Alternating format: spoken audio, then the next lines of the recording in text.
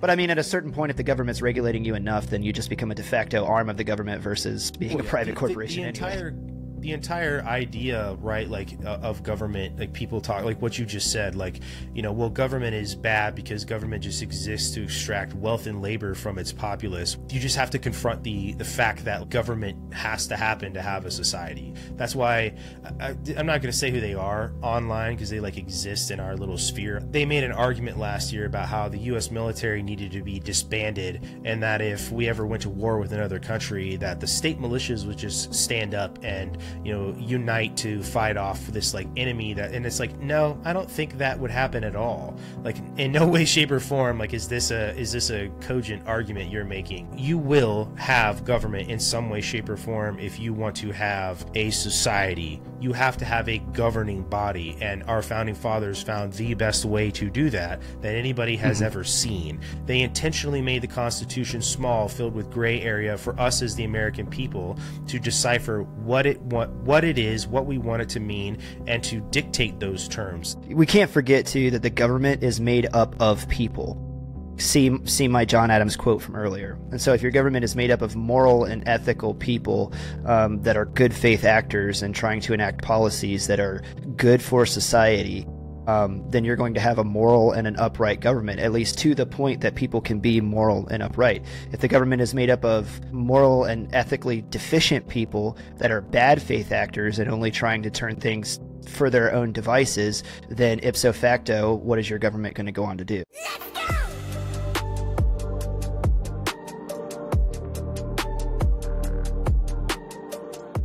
So tonight we're going to talk about, I haven't told you at all day, but we're going to talk about words, and we're going to talk about why they're important and about what you say matters.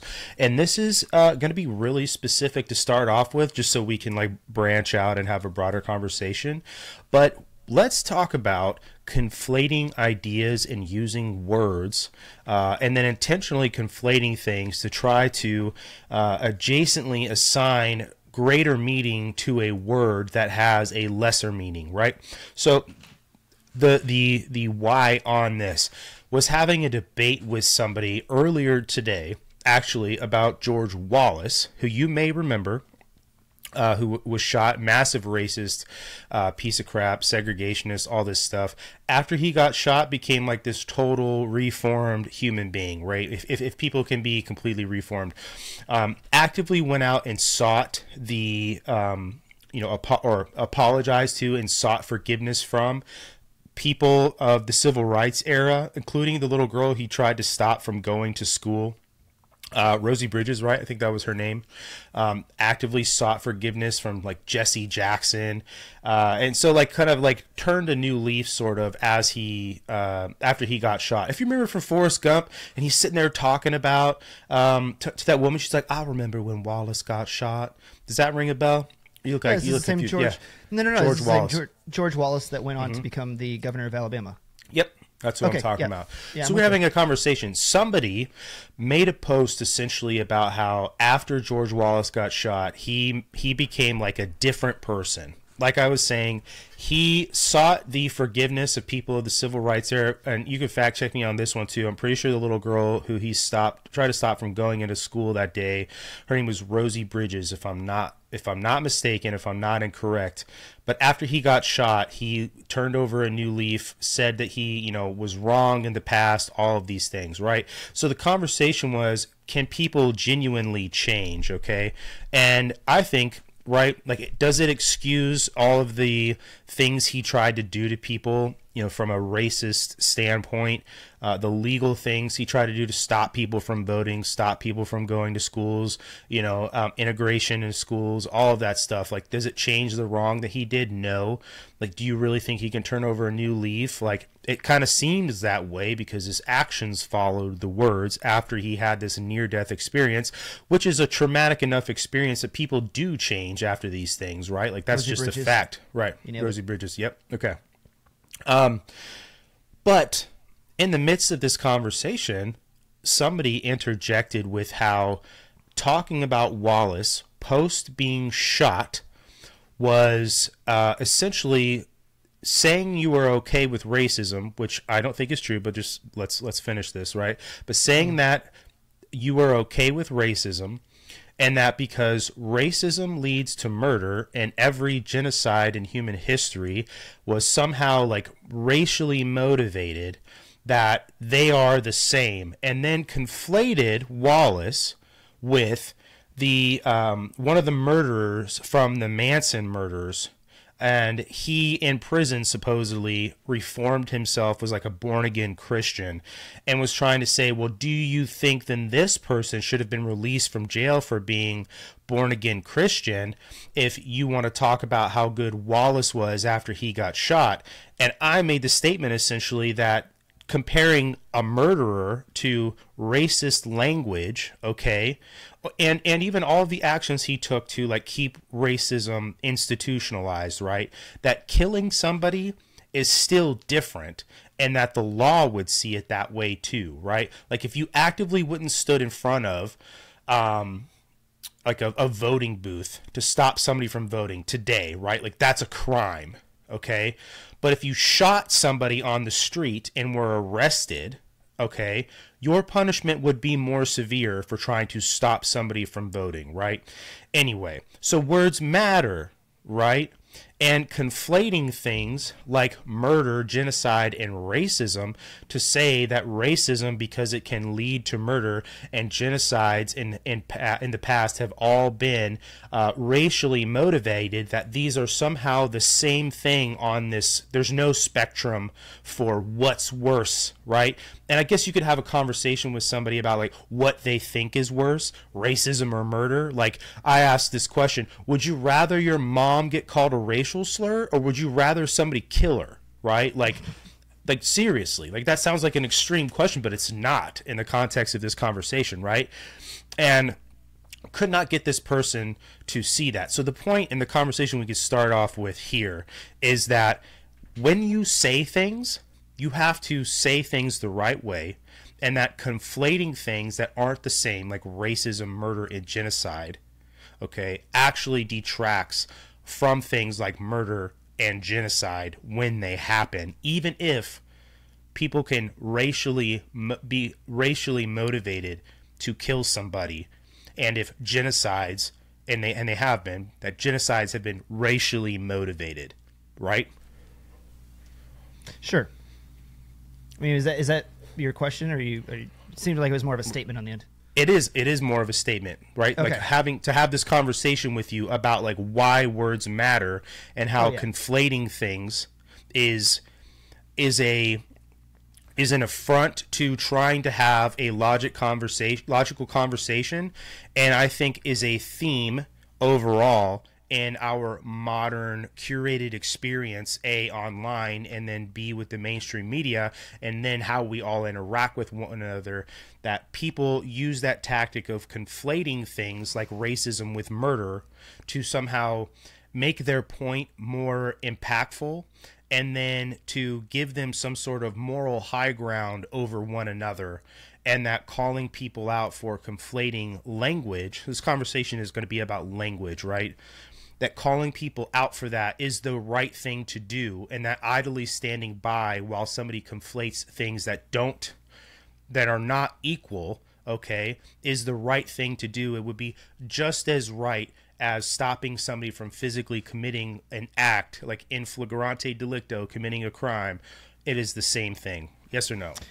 I mean, absolutely not. It is not the same thing, right? Common sense would lead me to, like, requires me to say that obviously it's not the same thing. When we were kids, it was sticks and stones can break my bones, but words can never hurt me. Like, these are things that we used to teach our children, right? And the idea was just because somebody says a bad thing about you, that doesn't necessarily bring you a direct cause for violence, right? So what if, they said something bad about your dad or your mom, or they called you a racial epithet or a slur, right? That doesn't but that's not the way that things are anymore. And this is such a a commonly used political tactic now. I'm not even going to say it's a leftist tactic. I mean, you can look it up for Rules for Radicals. I mean, Saul Alinsky's, absolutely talks about it.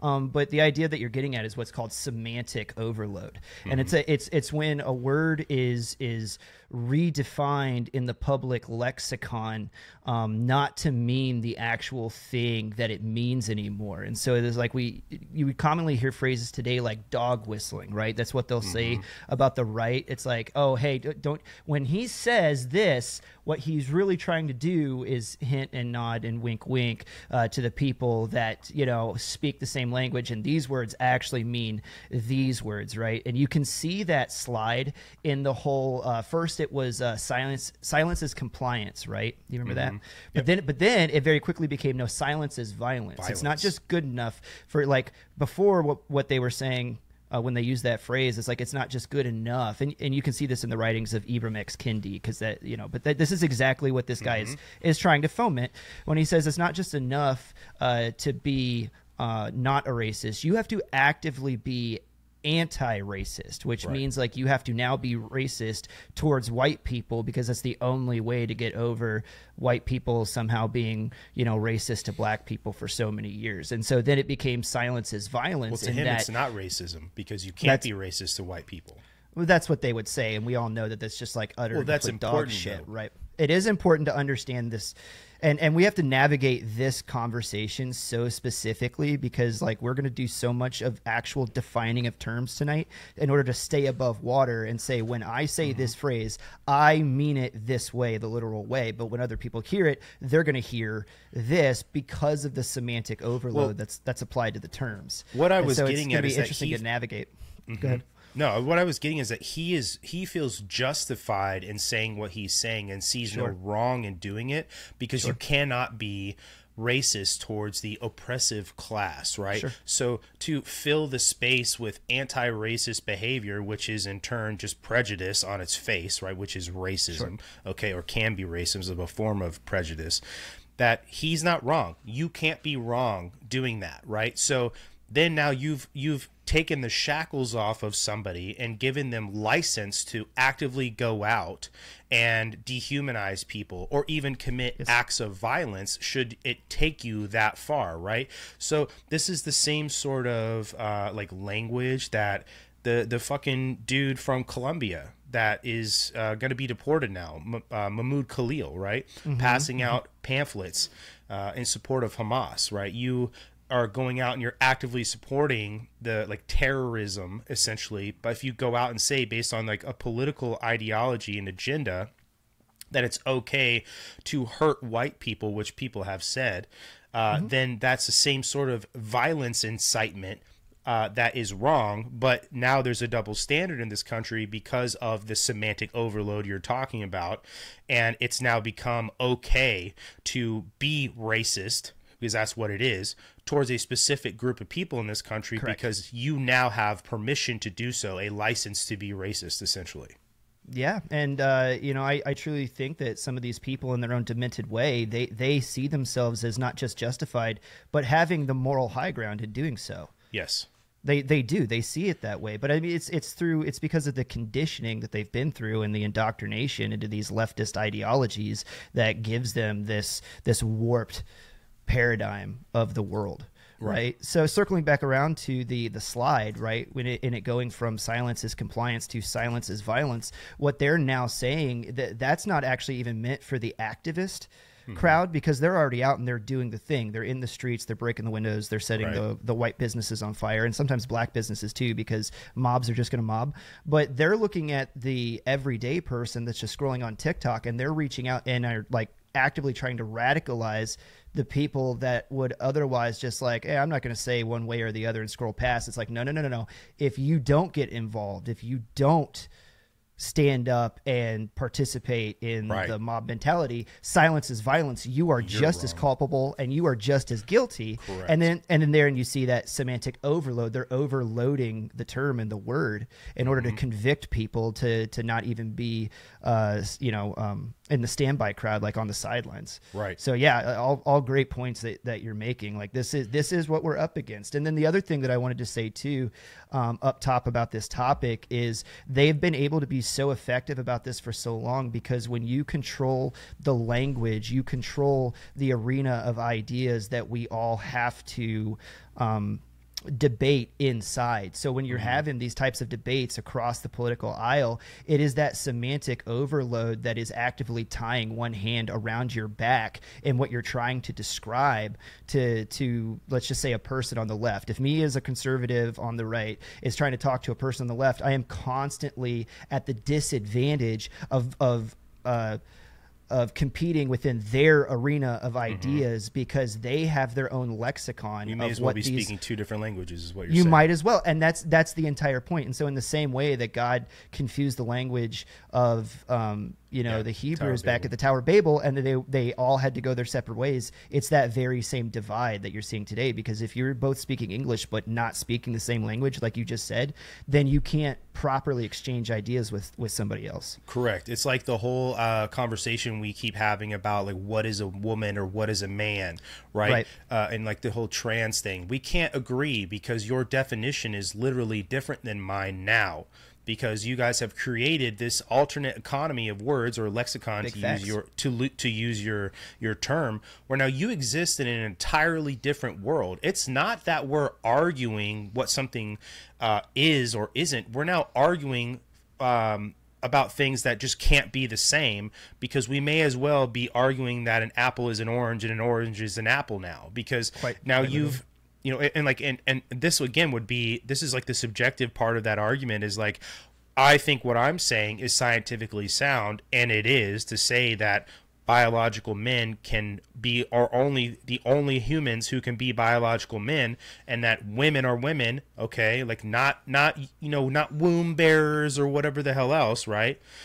But to the other person, they're the ones who are scientifically sound, because now you've separated the word gender from sex, and gender can be anything you want, right? And that is, again, a totally different concept and opens all these other doors, because now you're not just talking about like sex, right? In this context, we have this argument from their side. You're talking about societal norms, and now you're talking about things that would completely redefine a society if we behaved and acted upon these things you're saying are different, right? There is no, it is the not point to them. Correct. It is not factually true that this idea of gender fluidity or whatever got us to this point. Yes, there may, and we're not even made. Yes, there were. There was cross-dressing all throughout history. Yes, there were homosexuals all throughout history. That doesn't change anything, right? That doesn't change what and how we've gotten to where we've gotten to. What you're talking about is a complete and total new definition of humanity, and you're living in that reality, quote unquote reality, and you're now trying to impose that over the top of everything everybody, the majority of people agree is reality, and those two things just cannot mix. They are oil and water, which is why, and it goes back to this whole idea of trying to conflate things that should not be conflated, like murder and racism. I think the headwaters are a little bit above that. Sorry to interject, but before we ever came to that point where we were redefining words like male and female, to even before we ever got there, I think the headwaters to all of this goes all the way back to more of like the 60s and maybe the early 70s, when like the hippie movement started trying to redefine what the word truth was originally. And as soon as they divorced and they said, no, truth can be subjective, you're like, this whole idea of my lived truth, my lived experience trumps objective reality. All the way back then, when they said, hey, truth can be relative to you, your personal experience is like trumps, I'll just repeat myself, what the objective reality is in the world, all of this other stuff became possible. It all became Yeah. possible. And I think that's where the headwaters of it is. So if you want to go back to like the root of this weed or this infestation, if you want to say that, like what we really need to do is stop having these semantic arguments about male and female, or you know, whether or not silence is truly, you know, violence against somebody, or the difference between, you know, murder and where you were going with that. We have to go all the way back to the headwaters and go, no, there is a such thing as an objective truth of the way that the world is. You know, we're talking about gravity and the need for human beings to breathe oxygen and like all this type of stuff. We need to go back there and argue for an objective truth again. And then from there, you can start boxing all of these semantic overload in and cutting it off at the source of somebody basically trying to tell you, like, because I wrote this down as you were talking, and I think it's a really good example. I was listening to Tim Pool the other day, and he started to argue this very well, that I think is starting to make sense to people. And he's talking about the media when he says this, but he goes, they'll say a lot of things that are factual, but they'll still be untrue. And like a great example of that is the Very Fine People hoax. Right, you'll see a lot of times in the press where they'll say Trump said, and it'll be the single quotes to see that they're pulling a sentence out. You know, there was very fine people on both sides, but in saying that, it might be factual that those words did indeed come out of his mouth in that order as a sentence fragment. But then when you go back and you listen to the entire quote in its context, he goes on to say, and I'm not talking about the neo-Nazis, and I'm not talking about the white supremacists who should be condemned entirely, I believe he says. But then he goes on to make the statement again, there were very fine people on both sides of the crowd. And so right there, you can see that their quote that they used was factual, right? So it's like legally they're covered, but it was very untrue because it was meant specifically to lead readers into the exact wrong conclusion about what the purpose of his statement was and what he was trying to communicate at the time. And there are still people to this day that still believe that hoax because they refuse to go back and watch the entire video clip in its entire, you know, in its context. Well, the meaning to them only exists in the Very Fine People statement, and that's it. I wasn't really trying to go back to the root. I was more talking about how, I mean, that's fine, like to say like this is the objective truth. I think most people listening to us would probably agree that like what we're talking about is the objective truth, and you're right, because you do have to define terms on what you're saying for us to like silo off these things and then like dismantle them step by step. But that's kind of the point, right? Like I think these people conflating terms, or the semantic overload, isn't just something that they're conditioned to do, because they are, like what you're discussing about like truth and my lived truth and all of this is like a massive psyop. Like this has also been proven too, right? You introduce these narratives. This is it's like Hegelian dialectic. You know, I say something, a totally different thing is introduced with the mixture of what I said, and now that becomes the narrative, and it just goes back and forth until like it just becomes either like this agreed upon truth or just such a jumbled fucking mess that nobody can tear, you know, truth from bullshit. But I think that they do this and know they're doing it on purpose, because it allows them to have this perception of authority in these conversations with people, and to espouse things like murder to racism.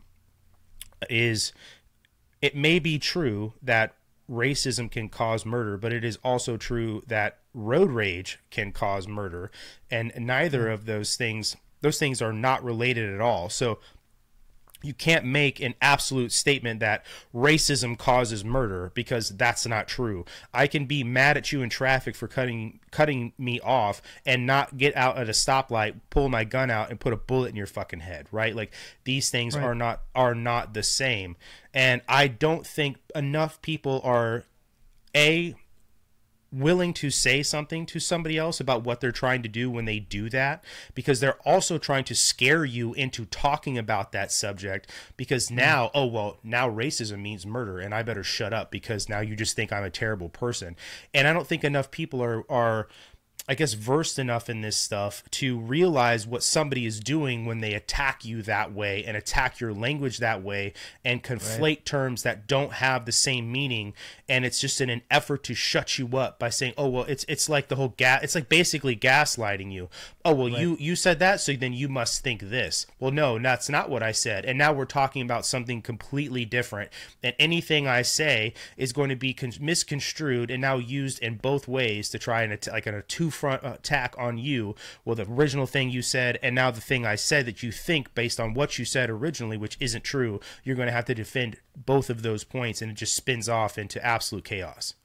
No, 100%. And like what you're describing is every comment section on every single thing that we post on Instagram. Yeah, and fair enough. You can tell immediately as soon as somebody in an argument starts calling names. It's like, what is this? Is this third grade? First of all, like, but they almost never want to engage with what your original point was too, right? And so I think that this one of the things that we need to start teaching people again is how to conversate and how to actually have a debate, so that you can recognize, like, when you see these tactics like you're talking about come out, and then all of a sudden you realize, because it requires you to emotionally take a step back from a conversation and actually read what somebody is writing in a lot of these comment sections, or actually listen to what they're saying. And then you start recognizing some of these tactics. Like you said, first comes the name calling, right? Which then invokes an emotional response. And then second comes, I'm going to start putting words in your mouth and creating a straw man out of your argument. So then I don't have to argue with you, the person that made the original point. Now I can argue with this fictional person that I came up with, that I've built of you in my mind, that's saying all the, like you said, if you said that, then you must believe this. And so now that becomes the straw man. And then now that's who they're arguing with, which is not even you anymore. And that's what they're attacking. And a lot of people, when they recognize those tactics, personally, if I'm just trolling somebody just to troll them because I want higher clicks on the content, it's a great way to get under somebody's skin. Then I'll just engage and call names back and just make fun of them. Because if you're not going to engage directly with me, but you're going to engage with this straw man that you created out of me, then I'm not going to engage directly with you either, because you're not a serious person that's actually looking to learn or have a dialogue that's going to have any type of positive outcome to it. But the other method to use, which is very effective, is when they do start doing that, you have to let the straw man go and then go on the offense and not allow their sudden outburst of emotional language force you into a defensive position. Because as soon as you've done that, original argument. Right, you've ceded the ground now, and now you're also off over here in left field with a hockey stick. Participating in the straw man. Exactly. You're turning the straw man into a puppet that you're controlling, essentially, now. And they can argue with the puppet. Your words are now coming out through the puppet in a different way, right? That's a good way to describe it. Sure, I guess. Right. Oh, there we go. But no, this whole thing is what I think also enough people are sick and tired of, that we're going to see over the next couple of years the people who are contrarian for the sake of being contrarian, not to keep it just like all politics, but like the never Trump people that cannot admit, and just like the people who are always Trump people who cannot admit when he does something wrong, and those people who can't admit when he does something right. I think people are getting sick and tired of living in that binary world. Okay. And it's so funny because it's almost ironic that you would use something like semantic overload, to stick with the original thing, conflating murder with genocide. That's what you are doing, though. You're turning things into a binary. So now that anything bad, right? Like, we would consider theft to be bad, just like racism is bad and murder is bad, but they all fall under the bad column. But now all of those mean the same thing, okay? So, that now becomes like the binary, because the opposites of that, right, are good, right? There's either one thing or the other. You can no longer have a conversation with somebody and have a nuanced conversation and get them to understand that, yes, you're right, racism leads to murder and can lead to murder. Because what you're saying essentially is something called pre-crime. If you're talking about, well, he's a racist and racism leads to murder. Okay, well, he's dead. George Wallace is dead and he didn't murder anybody. So your argument fell flat on its face. Well, but it can lead to murder, and every murder leads to, or every genocide has been racially motivated. How many genocides did George Wallace lead, right? Well, he was racist and stopped, tried to keep segregation alive and prevent people from voting. That's not genocide at all, right? Like these conversations that people have, it becomes this binary that now racism is genocide, right? Silence is violence, right? All of these things, right? Go ahead.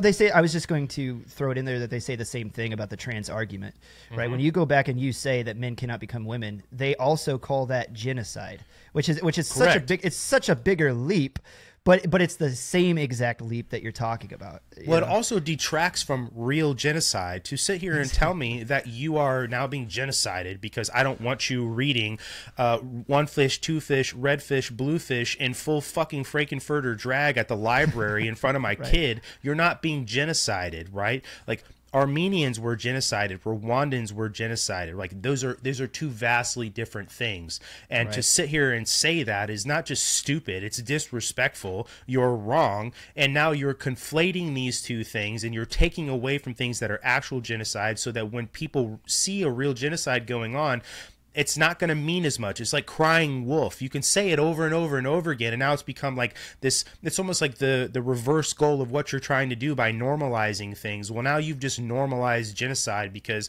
now genocide could mean fucking gassing people to death and by the hundreds, and it can also mean you're not allowed to go into a library and read Dr. Seuss in full drag. Right? Like that's not the same thing. 100%. No, you're absolutely correct. It's both sickening and hilarious to watch it play out in real time.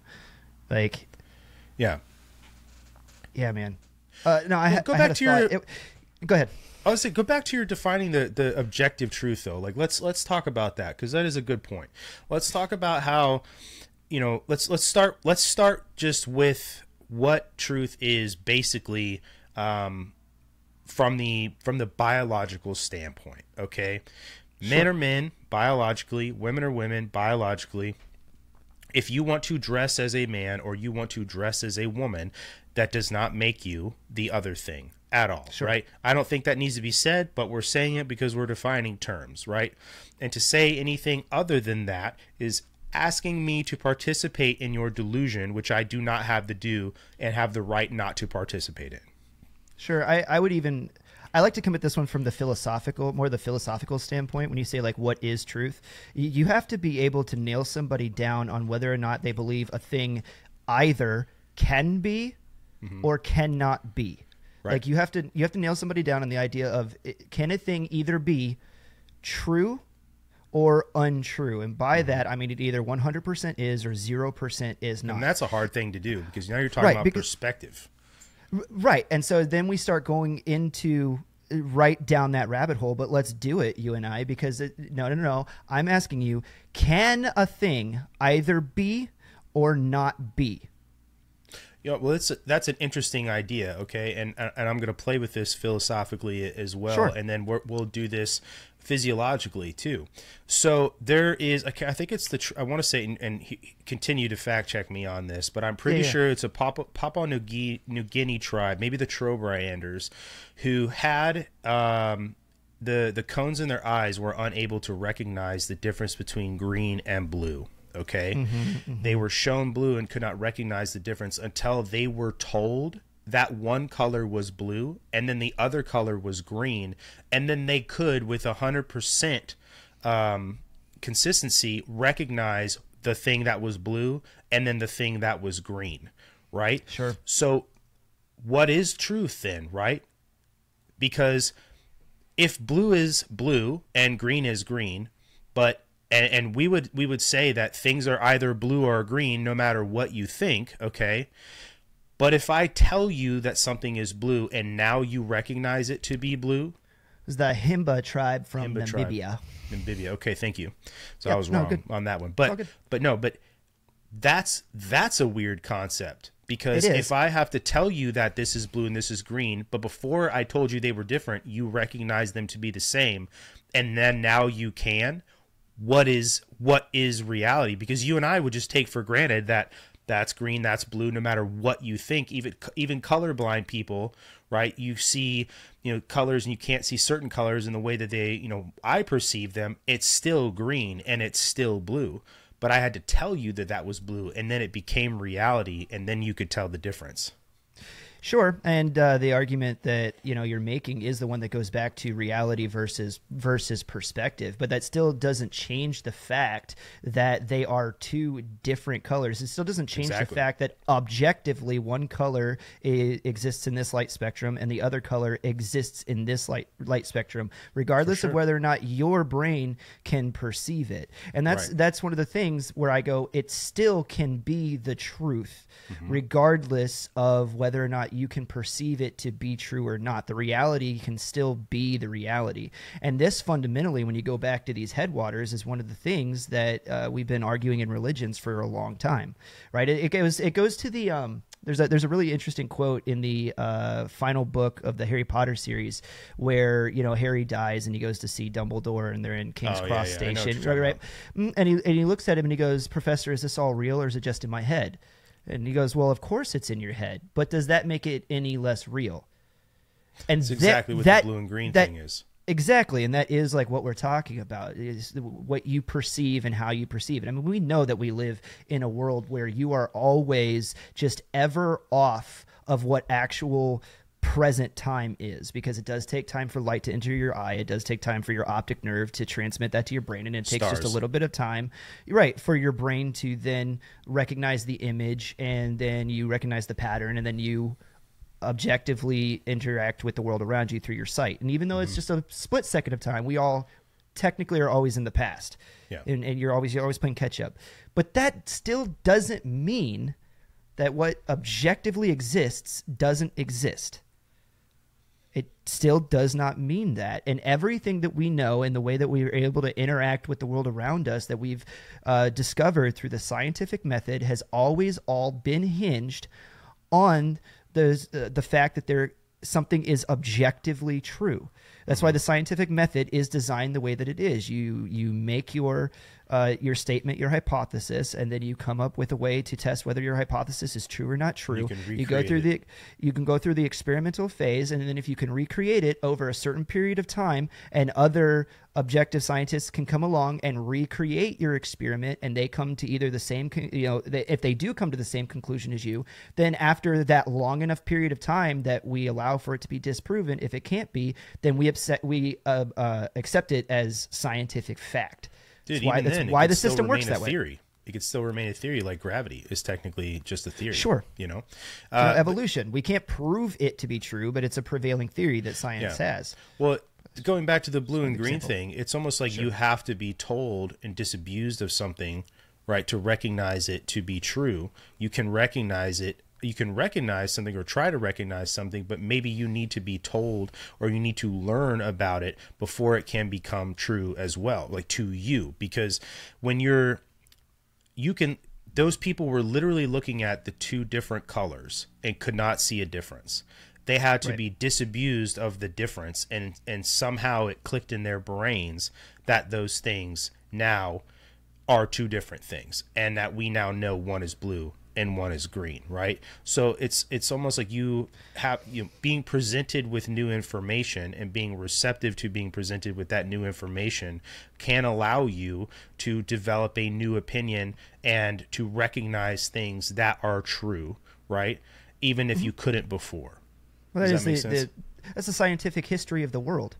We are ever constantly observing new things about our world and then trying to make sense of them. The world that we live in. The whole trust the science thing was stupid, but right. But I mean, theoretically, if everybody was good faith actors in the scientific community and objective truth was what we were all striving for, in that fake world that I've set up, like mankind should only ever get smarter. Should. Yeah, that doesn't because happen. if you're being objective about it, but instead, I mean, we know historically speaking, that periods of scientific advancement and then regression just come in big cycles. Yeah. Collapse of the Bronze Age, for example. Right. Yep. Yeah. Don't know why that happened. But no, to go back to your question about like what is true and what is not, and like objectively recognizing what is true and what is not, and coming to terms on that, you know, it's hard to do that, because even sometimes having something tangible in front of somebody does not necessarily convince them of its reality or its truth, right? Sure. And to have truth, okay, I would ask you this: does truth require consensus? No. I would agree with you, but why? Well, it goes back to what I was just stating before, and your example of the blue-green conundrum in the Himba tribe is a perfect example of that. This thing can be true; it can objectively exist, but the predominating consensus of this group of people was that it wasn't, until their viewpoint was changed, and then now there's a new fact that we can bring into our world, a new new paradigm that we can have. That's why my question when I go through this with people is, I don't try to start with what is truth. I try to start with, do you believe something can be true? And then based on that, because if you tell me like, I don't believe a thing can be true for all of these examples that like you were given, perspective, reality, language barriers, so on and so forth. So no, nothing can actually be true. Well, then we can't have any of the rest of this conversation, because if you deny that something can be true, then we can never come to a consensus on any of these things, because it all hinges on that point alone. Well, but see, now there's the dichotomy, because you just mentioned consensus again. Well, I mean, this is a fun thought experiment, right? Not like calling you out on it, because I'm not. I'm saying no. That's why I asked the question, because it is true, right? Like, here I'm saying it's true that for us to have society, there has to be consensus, and we have to recognize things as truth, right? Like murder is bad, right? We all say, right? And we wouldn't even, like, the whole malum in se or malum prohibitum. Murder is just naturally bad, okay? And we agree that it's illegal, right? So there's consensus in that truth, right? And I would say that these are like, I would say that this is a not hierarchy wouldn't be the right way. It's like scaling, right? Like, there's objective truth. Killing somebody else is bad. We come to consensus that it's recognized as law so that we can live civilly. Does that make sense? So it builds on itself. No, it absolutely does. And I mean, you are right when you said, in order to have a functioning society, we must be able to come to consensus on truth.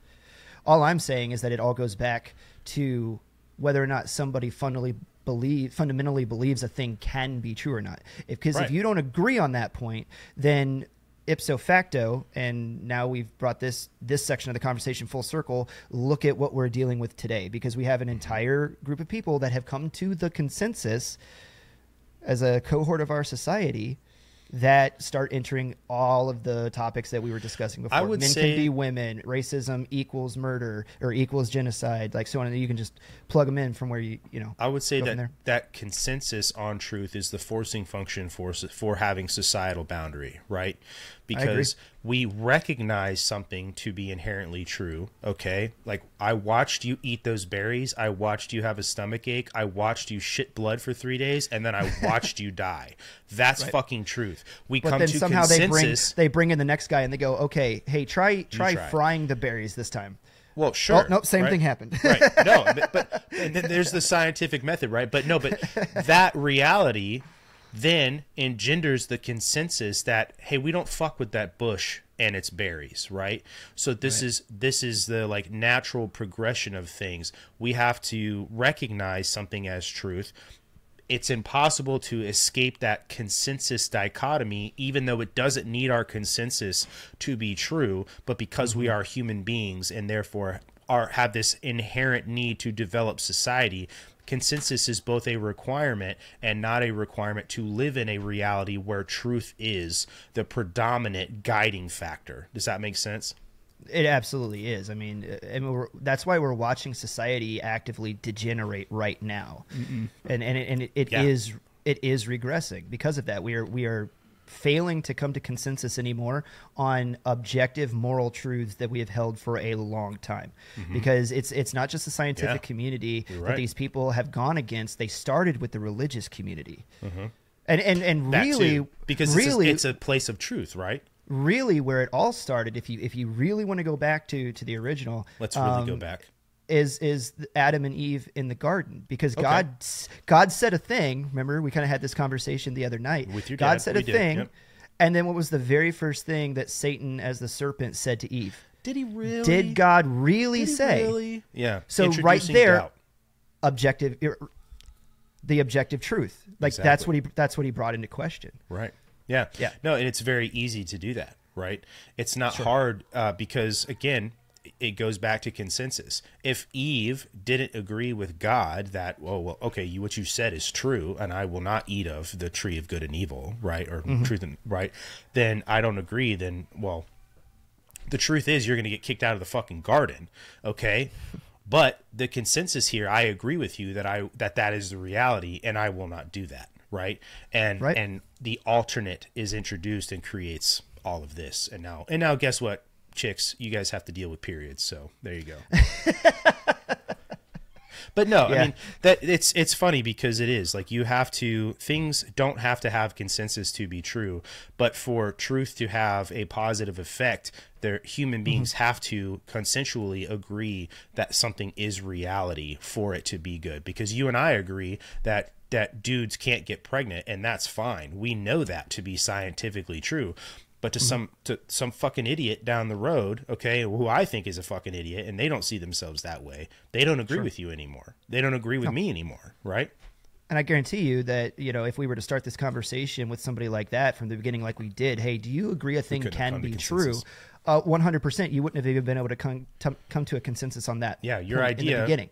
Yeah, your idea of going back to and defining objective truth, we would have never gotten there, right? Because that doesn't exist. And I think that, let's talk about it from that way. Like, I know that government organizations like actively introduce false information, like psyops. Like, the definition of a psyop is to introduce something that's has some truth in it, but there's enough bullshit involved that now it causes chaos and causes people to doubt what's going on around them, right? But do you think that is also just like the natural progression of humanity? We become too comfortable. We lose sight of the things that got us here because we don't have to worry about consensus anymore. We don't have to worry about the ties that hold society together because I can DoorDash food to my door. I don't ever have to leave because I'm constantly entertained by the streaming services I have in my home, right? I can work from home now, so I never have to leave my home. I don't see the people that make this place a community or make this place a state or a country, right? Do you think that just like the more egalitarian and the more cush a society becomes, that just becomes that's the natural progression of things, where people just start to deny and question objective reality because there is no objective reality. You live alone and you operate alone, and your reality is now your subjective perception. No, 100%. I think that's exactly what's going on, right? Like, we say it all the time, but the natural state of humanity is to suffer. And so since we've become so postmodern and so technologically advanced in the United States in 2025, I've got the entire known knowledge of mankind in the palm of my hand, readily available to me at any given second. Like you said, I don't even have to get up off of my couch. I can have a quadcopter from Amazon DoorDash me something, and I never have to even interact with another human being. Meanwhile, like you said, over in Rwanda, people are actually, or at one point were actively being genocided and wiped off the face of the earth because they were from another tribe, right? And so when society looks across the ocean and they see that kind of thing going on, but you don't have any actual problems in your life that you can actually point to, right? They're going to look at that and they're going to be like, oh, well, the inconvenience of me not being able to use whatever restroom I want to use in the Target is at least as bad as what the Rwandans were going through. Yeah, right. no. Because the natural state of humanity is to suffer. So we start inventing ways for us to suffer in lieu of having it. If you go back, let's look at the original Jamestown settlement. Regardless of what those people that originally settled there, regardless of what their opinion was of the Native Americans, the forcing function of living such a hard life in a new land where they showed up with nothing and had to build their own establishments, and they had to hunt for their own food and grow their own food, and the weather nearly killed them all out, and then they had disease and all that stuff. Regardless of what an individual in that community's opinion was of the Native Americans, because you are forced together into that trauma bonding or survival scenario, right? A lot of this stuff that we're talking about to them, they would look at us and they would go, why are you wasting your time with a conversation like that? We have actual problems that we need to go solve right now, and that's going to require cooperation from us. What was the rule in Jamestown? Are you talking about their communal? Work or starve, right? Oh, yeah. You could not participate in eating. You could not participate in the yield that everybody came up with if you did not participate in society, which was suffering and working and staying alive every single day, right? Right. And that's where I was going. Is the hardship creates the consensus of truth that society is meant to be exclusionary. You cannot introduce everything, okay, and everything is okay and everything is normalized and still have a society. It's all you're doing is fraying a knot when you start doing that. That's what that is. You have to have rules. We all have to agree that you either work or you starve. And if you choose to starve because you didn't work, then that's your fucking problem, bro. It's not my problem. And there's not enough of that. And that's kind of the point I was getting at the beginning of this by talking about calling somebody out like that for their conflation of the words. Just to keep using the same example because this is what happened. Racism, murder, and genocide. It is wrong to conflate those things because you are now skewing reality when you do that. It's not just semantics, right? Even though that's what it is, semantic overload. It's not trivial, right? That you may think it's trivial because we use the word semantics. You are now skewing reality and turning every bad thing into a binary of just bad things when it is totally okay to nuance those things and rank murder above racism, even if you're fighting to make racism institutional, okay, which yes can lead to violence and has led to violence in the past. It is not as bad as actually killing somebody. And it's okay to say that. These two things can be different and true at the same time, right? Yeah. Standing up for and saying something like that is skewing reality because it does have that effect. This is the same crowd that would love to tell you and sell you on words are violence, okay? Your words literally can skew other people's reality when you convince them that they're defending a racist by saying somebody like George Wallace, who absolutely was a racist human being, was different after he got shot, and that's demonstrable by his behavior. Whether he truly believed that or not, we don't know. This is not a consensus on objective reality with George Wallace, and it is not his defense either. But to say that because you are saying this, that somehow that means that you are okaying murder, and therefore by okaying murder, you are now okaying genocide. You are now skewing the reality of those things, and you are doing something that's not just stupid, but it is wholly dangerous. And that is why it is 110% okay to call you dumb and slay that fucking dragon you're trying to introduce on the foothills of the society we've all built here. Because now you are trying to destroy it by turning everything into either bad or good, and that is not the fucking reality. I agree with you 100%. I pulled up a quote over here. It's largely attributed to Solzhenitsyn, but not directly. But it's speak the truth, speak it plain. Right. like, and there's no reason in the same sense that I get annoyed with some pundits on the right that try to like repackage existentialism, and they'll say things like the Bible is cool and it's a good moral code and you should live by it. It's you know, it's good for your life. But also, I mean, we know that the Bible is just a moral book filled with lots of anecdotes, and like it's not necessarily Jesus historically probably true. on drugs anyway, you know? Right, and all that kind of stuff. I get really annoyed because they'll church up a lot of this language with fancy 4-syllable words with their doctorates proudly displayed, right? And people kind of they hook on to like the little bits of truth, like you were talking about earlier, that's in there. Like, oh man, you know, it is an objective thing when in the Bible, when God says that he will like the sins of the fathers curse the generations for up to 3 and 4 generations later, but those who follow the Lord, he will bless them up to 7 generations later. Such an interesting idea. And like, there's a lot of, I am not, I don't ever try to prescribe and tell people how to live on our podcast. I'm not a preacher and I'm not a moral executor. And so I always stay away with that. I'll tell you like the way that I try to live my life.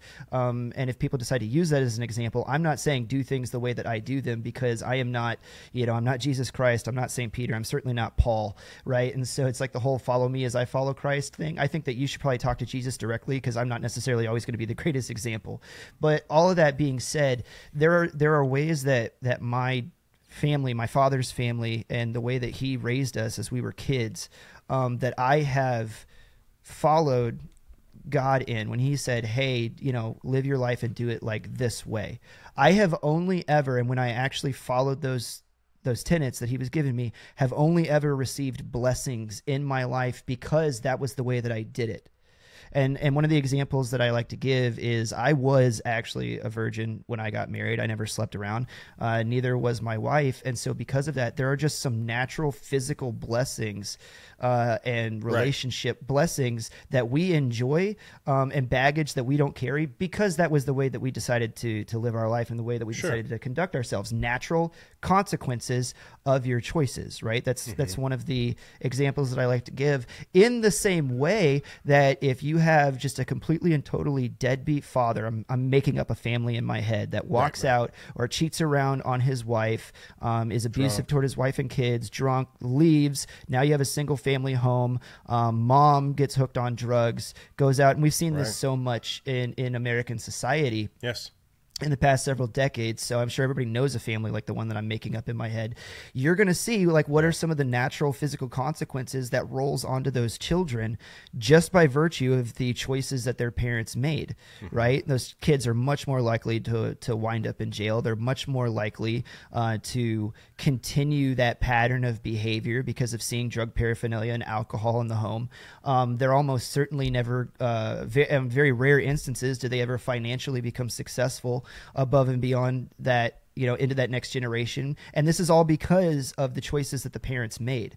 So when God's talking about these sins of the fathers being passed to the 3rd and 4th generation, whereas the blessings go even further than that, like that right there is the example that I usually like to give people. And we've all seen it. We've all seen examples of it in our life. Correct. When you look at somebody and you can see that they have their life together, things seem to be going well for them. They're financially successful. Their kids are well behaved. You know, you can chances are you can look at their parents before them, and even if they weren't living, you know, let's say a saved and sanctified life before Jesus Christ, and the fact that they weren't Christians, they were still probably putting those good Christian ethics into practice. And these are the consequences for their kids and their grandkids because of the choices that they made.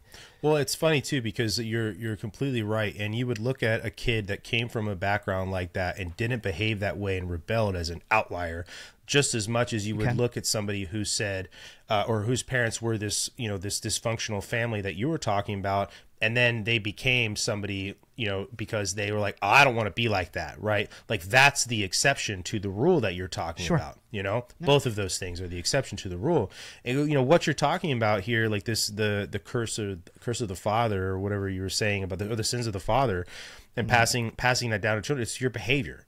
And you're not just, it goes larger than the family too. You know, your point spurs other good points, that society has tradition. Like we make this point, and I've said this, and I think you've said this on the podcast too, that tradition isn't the worship of ashes, it's the preservation of fire. There are good things that should and deserve to be preserved. And I think that millennials have done a really bad job, just to keep it current, with preserving certain traditions. Now, I think that's just natural with human beings, right?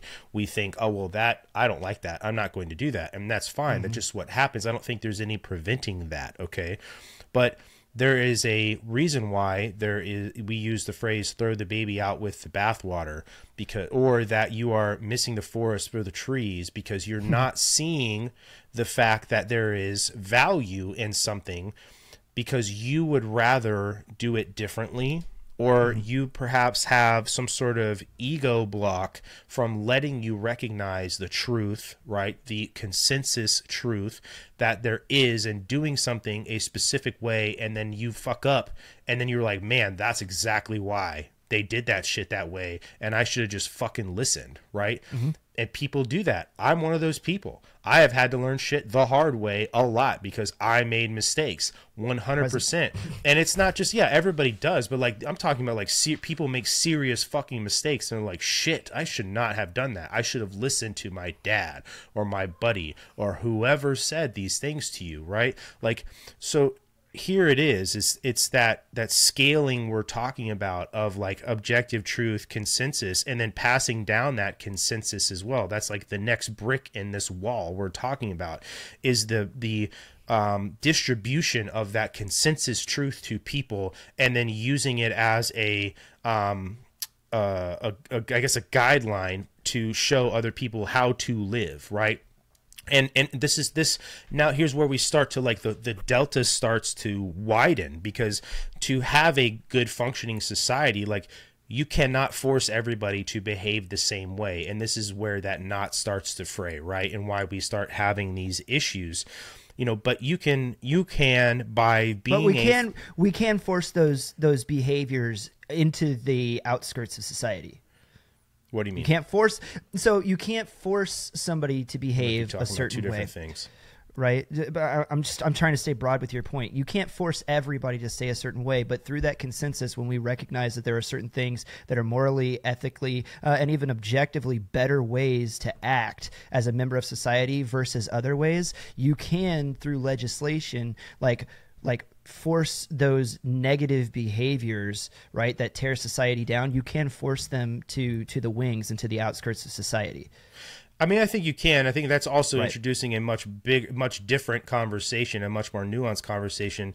The point I'm getting at specifically is that you can't force people to behave one way or the another. Yes, we can consensually agree that certain things are illegal, or that we will not reward certain behaviors and legislate those things, but you can't force people to do those things, which is where that knot begins to fray, which is where the introduction of this needs to be normal, normalize this, normalize abortion, normalize being a hoe at 14, normalize being a bully, or whatever the fuck. I think some bullying is necessary, but you get what I'm trying to say, right? I do.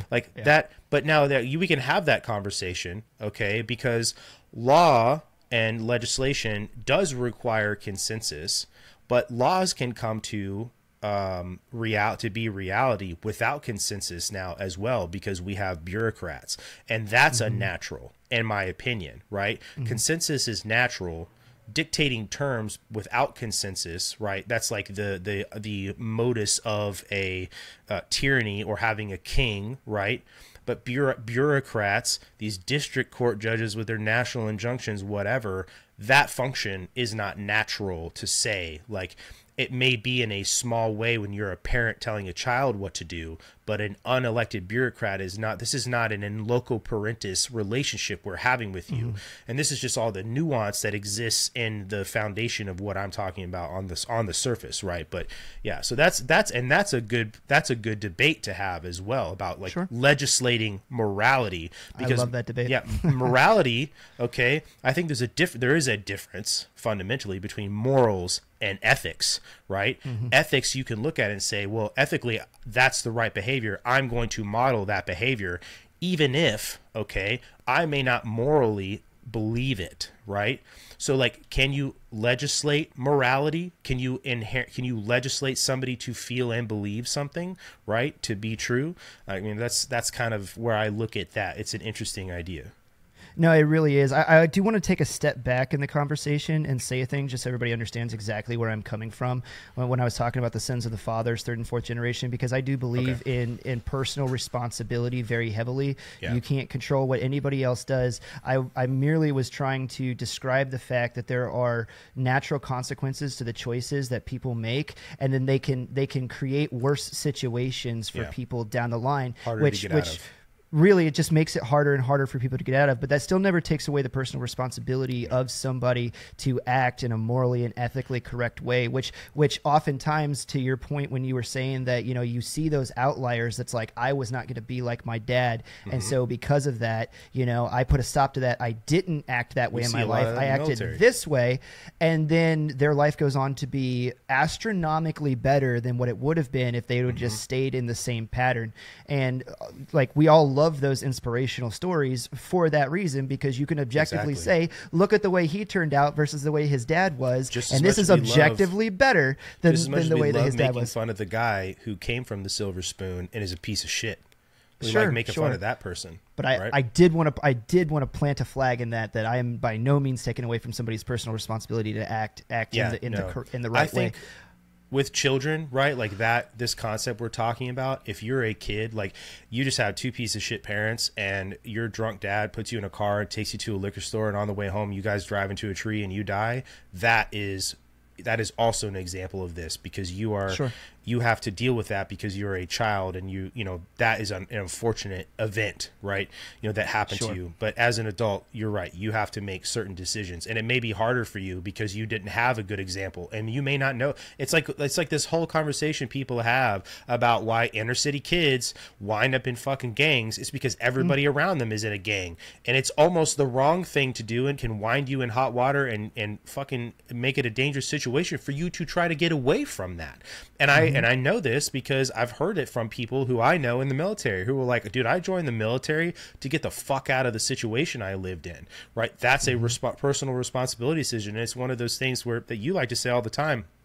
Just because you join the military doesn't mean it makes you a better person, because I've seen people who left a bad situation for the military and got better, and now it was rough because they're like, all of these learned behaviors, their conditioning, their social programming that they had, they recognize, holy shit, I'm surrounded by 30 other people who don't behave this way, and I need to unfuck myself, and they do.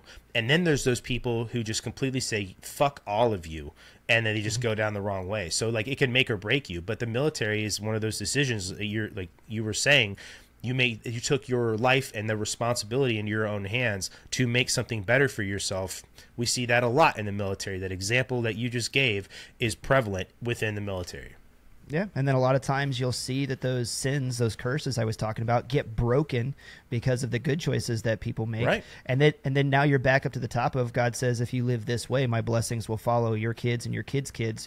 And it just goes back to now you started making good choices. Right. Yeah, right. I wanted to jump back forward, though, because I love it. You brought up legislating morality, and I think this is such a good and poignant example to where we started this conversation at the beginning of the night with semantic overload, because this has like become one of those political buzz phrases that you say when, and most times I hear it referenced. It's when, let's just be honest, it's when people that tout themselves as conservatives or Republicans don't want to be caught on the wrong side of an issue. So it becomes like one of those like fallback escape pods out of a conversation, so that you can justify inaction by merely saying like, well, you can't legislate morality, so that's why I'm not going to vote for this law, or like whatever the case is.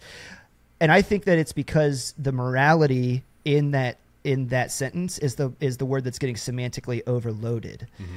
Right? It is true that you can legislate morality in the sense of you can, like you were saying earlier, incentivize or disincentivize certain behaviors that you deem either moral or immoral. Correct. Right? Charging $50 for a pack of cigarettes. Yeah. Okay. Yeah. Great. The example that I was going to make is you see all these laws that went into place during the Summer of Love that said, hey, if a person steals anything less than a K, like we're not going to press charges and we're not going to do anything about it. You just incentivized theft as long as it didn't last 5 years in California, dude. As long as it didn't break a certain cap. So now you just said that now $1,000 is the new zero when it comes to theft. Yeah. That's what we believe. And so in that, you legislated a certain amount of morality into the society, and you moved the Overton window on what level of theft is acceptable or not. In the same sense that if you go back to Rudy Giuliani during his tenure as mayor in New York City, when he laid down broken windows policing and said, hey, we're going to take care of this community and we are going to enforce the turnstiles. We're not going to let people sneak under the subway. Like, we're stop and frisk. We're going to do all these things. And we're disincentivizing all of these negative behaviors. And that is another example of legislating morality. People change their behaviors based on what the consensus of society was to the level of what type of behaviors we're going to allow in mainstream society. You see what I mean? But then if you go back to what you were saying about you can't legislate morality in the sense of you can't make person feel a certain way about a thing, well, now you've subtly changed the definition of morality. It might be that a person is acting one way. For instance, I pay my taxes and I get fucking mad about it, but I do it. You're never going to make me feel good about paying my taxes, but I also don't want to go to jail for tax evasion either. So I fill out the forms and I do like what's expected of me. So if your point is you can't legislate morality in the sense of you can't change a person's like inner belief about something, okay, that's the one side of it. But you can legislate morality in the sense that you can make a person or incentivize a person to act a certain way at the cost of negative repercussions. Well, I think what you're doing is you are talking about the difference between morals and ethics, right? Correct. I would say to you... That's why I said morality is semantically overloaded in that sentence, depending on how somebody uses that phrase. Yeah, I would say that with the whole $1,000 thing, okay, that person who walks into a CVS and steals $900 worth of makeup and whatever else and leaves, morally was already not a good person, and that law incentivized their unethical behavior to go into the CVS and steal. That their poor moral standard already existed, and that the legislated way that we were going to enforce the law only incentivized them to behave immorally and in turn, right, an unethical behavior, because that immoral behavior and belief already existed. And I think it just goes like it's the carrot and stick argument, right? Like, sure. There are 100%, dude. Like, there are people who don't get in fights because they don't want to go to fucking jail, right? Like, they may think this is the right thing to do, but they are decentivized from doing that because they don't want to go to jail on an assault charge or wind up with a criminal record and lose their job or whatever. Like, that's, again, like, you are legislating and incentivizing and encouraging good behavior by doing that. It doesn't necessarily mean that you are building up somebody's moral character because there's a law. Now, I think you could make the argument that by having laws that enforce ethical behavior, that you do create positive role models for people who will develop better moral beliefs, right? And I think that is how you are legislating morality, because you are creating a society of most people who will follow the law, and in turn, right, you know, there's all these other things we could talk about, well, what you say at home and the behavior you show, right, for all these other things, right? But that there is the potential exists more that you will develop a more moral society for people who follow laws, because the people who grow up in that society will witness ethical behavior and therefore internalize a better moral code. I agree with everything you just said, and I feel like you made my point perfectly, because in order to decrease the semantic overload of morality in that phrase, legislating morality, you broke it out and you said, no, you're talking about morality on one side and ethics on the other. And then you had to define your terms about what you're saying. And that is the entire point of what I was trying to make. Yeah. So I agree with everything you said. Yeah. I think that you cannot, it is unfactual to say that you can legislate morality. You can legislate, and motivate people into ethical behavior, but you cannot legislate somebody into believing something is good or bad. Your terms, as you define them right there, I agree with you 100%. But you agree, but you think that you can legislate somebody into believing something is either good or bad? No, that's what if you go roll it back, I said you can legislate morality in the sense that if you're saying morality is the way that they act, their actual physical action, then yes. And you unpacked that, you say, no, I'm defining that term as ethical behavior. Mm-hmm. And I'm like, okay, then yes. Once you unpack those two terms and you said, here, I'm defining them as this, then yes, I agree with the way that you phrased it. My original point is that phrase is so semantically overloaded in the way that they're using it is they package all of that into one and then just throw it out there as a political slogan. Yeah, no, I don't disagree with that. I thought you were trying to say that you can, in fact, legislate people to have a moral belief in something. And that's the argument. That's the thing that I was saying when I said about initially the conversation about legislating morality, that I'm not saying that people are saying that you can legislate morality because that term morality is semantically overloaded. I'm saying that there are people that actually believe that you can legislate somebody into being a better person, which, now you can have a conversation about like communism, because that is a belief that some of those people hold, that you can legislate people into being better people. And that's just completely and totally naive to the human condition. That's the part. That's the art. I think maybe we misunderstood each other there. That's the importance of having a conversation like this.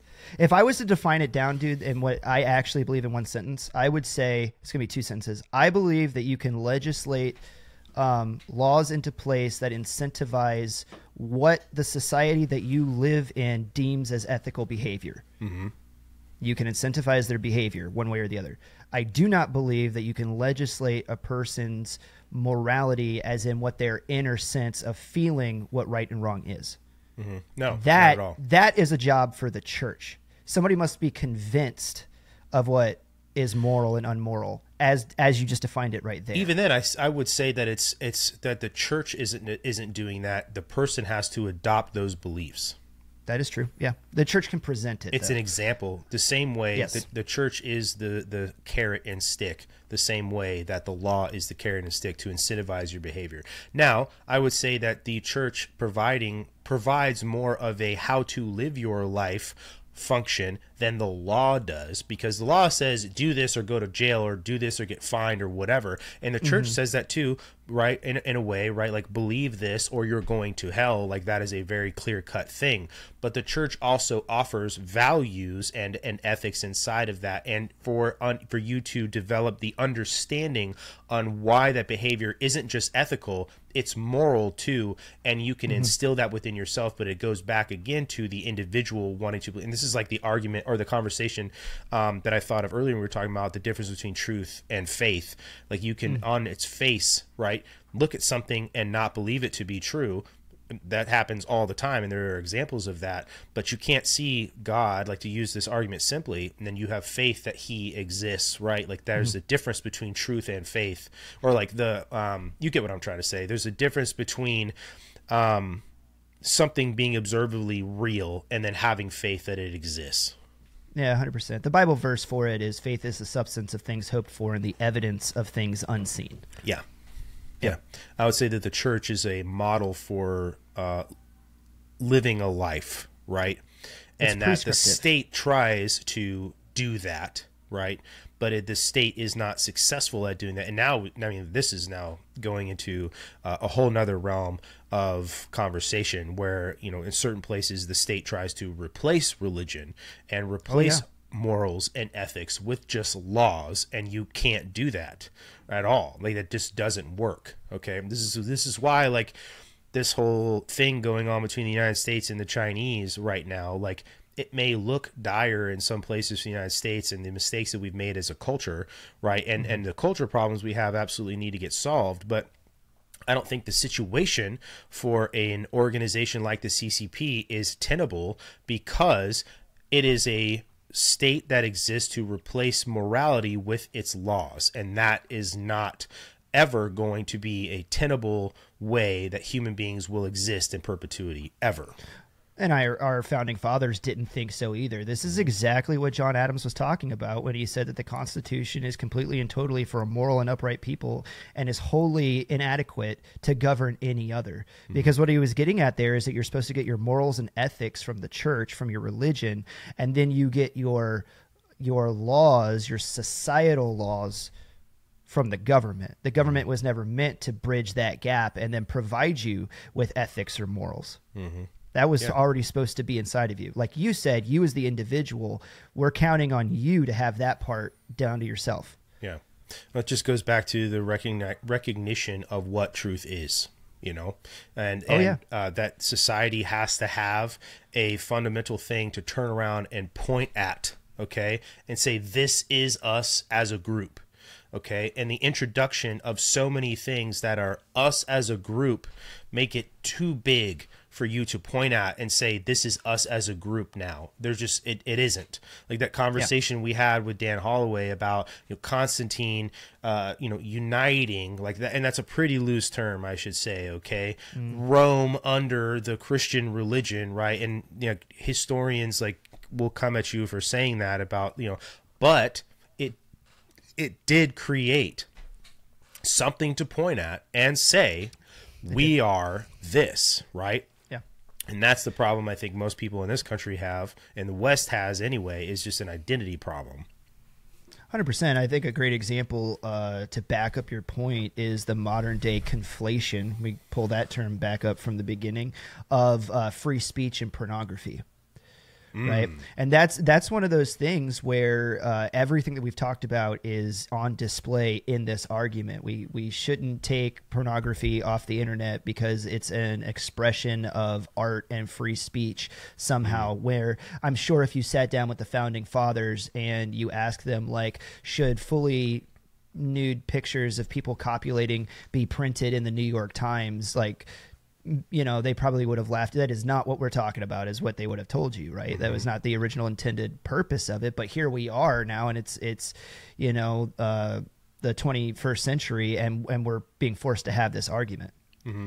You know, I mean, I would say that if you're just looking at the argument from a free will and free society standpoint, that this is an argument about legislating morality, because the state would be saying, well, OnlyFans is immoral, right? And you can point at all these things and say, well, this creates these things that are an unhealthy lifestyle.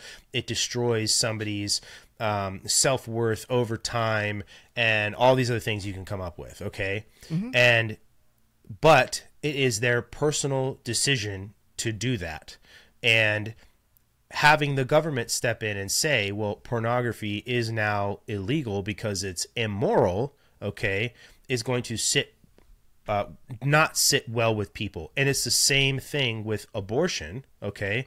When the government says, well, the government could just come out and say, well, it's murder legally, boom. But the second people mention, well, it's immoral from a Christian standpoint, so therefore we're going to legislate this way, that's where they start to lose people, right? So it's like this, that's just what exists. Like, do I think that OnlyFans is a good thing? In no way, shape, or form do I think OnlyFans is a good thing. I also don't think that going to the fucking casino all the time and losing all your money and becoming a bum is a good thing either.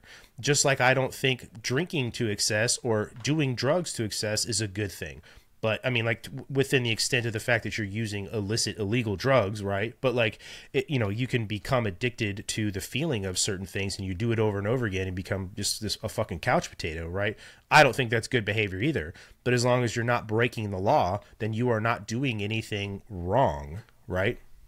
Yeah, it's for this reason alone, because I'm just going to go on record as saying that I don't think that pornography is free speech, and that I don't think that it should be, you know, protected under the First Amendment. It should be legislated, you know, in such a way that when you go onto public forums like social media, not privatized, you know, site websites or whatever, because then you social start getting media into is private.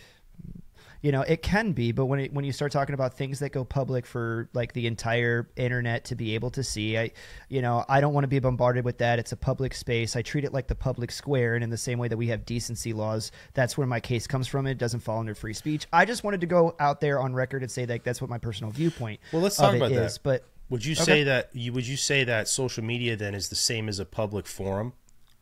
It has become so, yes. Yeah. I would say that you can make that argument in a lot of ways, but is it the same, right? Because in the same way that you can't walk out into the street butt naked, okay? Like there are decency laws, like you said. But on Instagram or wherever, right, you have the ability, I mean, just like you do in the city square, right, to look away, okay? Or just like you have the ability to say not interested or whatever it is you're saying on Instagram. And I just want to say this too.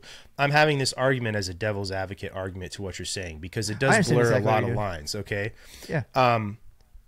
That online is not reality. And I think also too that giving it that level of credence could also be a problem, okay? Just from the believing in what it is standpoint, but let's set that aside for now because I don't want to run down that.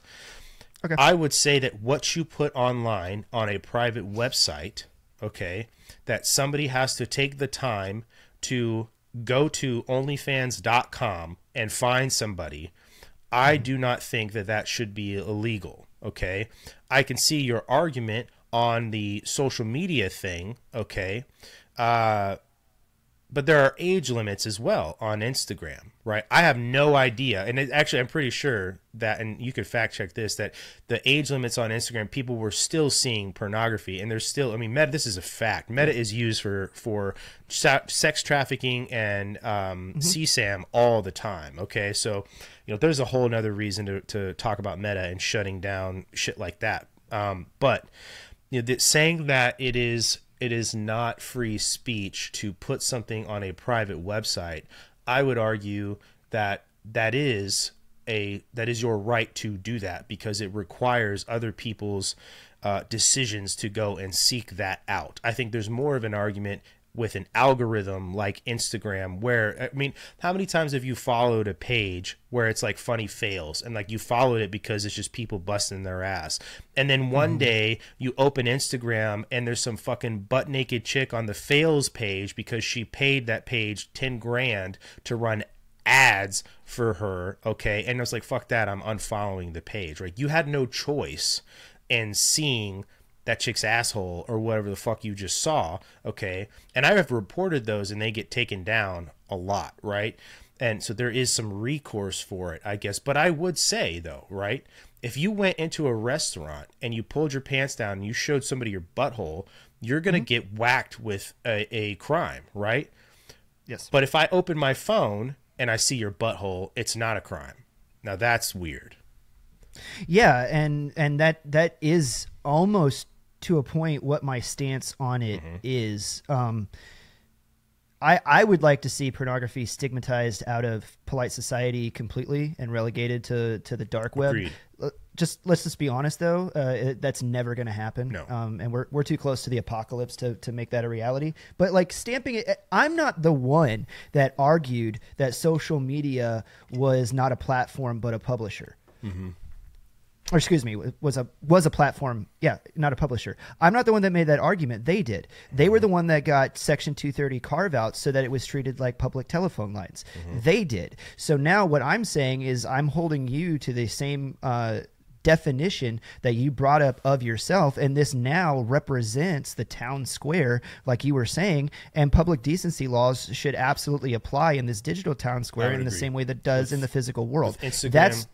That's where my standpoint comes from. And then for all the other things, you know, like all of the alternative websites that you can go to, which is why I keep my kids off of the internet. My kids do not have independent, unfettered access to the internet. I do not give my children smartphones.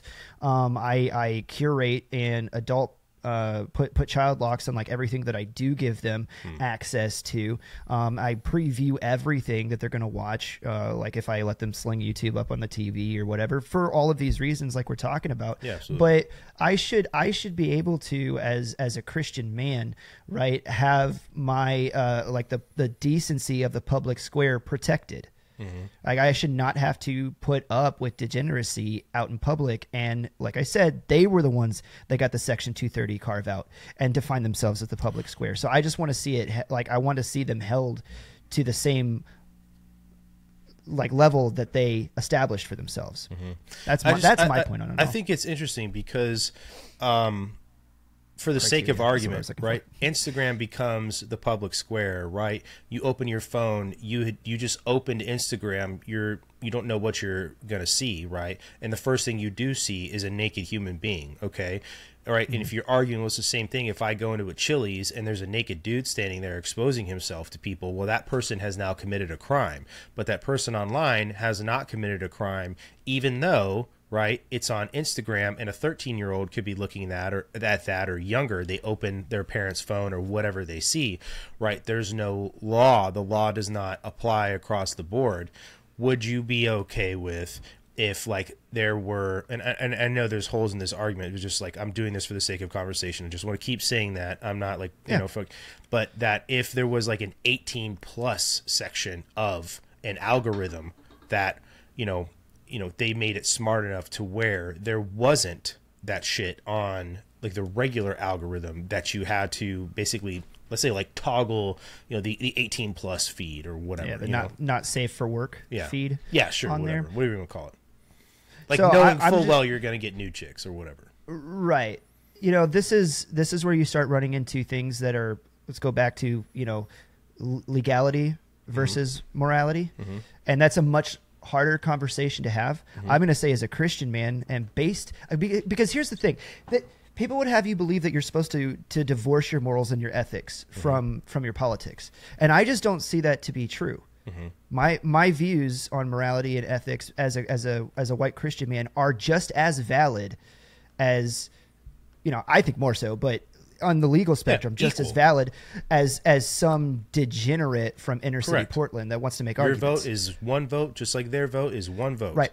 And I base my politics on my morals and my ethics as guided by the Bible. That's where my paradigm of the world comes from. My understanding of what right and wrong is. Correct. And so because of that, I don't think you can escape that, whether you believe it or not, to be honest with you.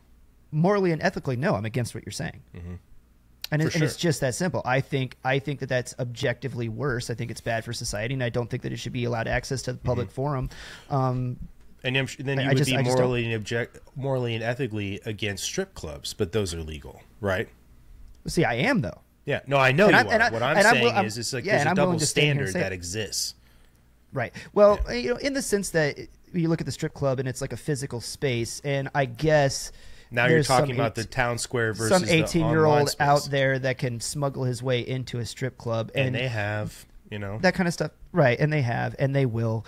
But as a rule, right, as a piece of legislation in the way that we should see our common areas where society commingles, right? Because we all have equal access and shared access to this place, then we should be able to demand a certain level of morality in those areas that we all interact in. It's the prostitution argument over again, right? Like, why same argument, different century, right? Well, I mean, it's still the same century. There are still prostitutes, right? Like, why shouldn't you be able to say, right, like, okay, for $50, I'll sleep with you, right? That's a business transaction. That's what they would say, right? And why does the government get to tell you? Like, maybe the government steps in for taxes or some shit like that, right? Or whatever. Right. But why? It seems that there is even then a double standard there by saying that prostitution is immoral, so it's illegal. But it's totally okay for me to pay you and somebody else to have sex. Now that's just pornography. Or it's totally okay for me to go in a strip club and pay you $80 for a lap dance, right, which is a sexual act, and that's totally fine because it's in the confines of a business.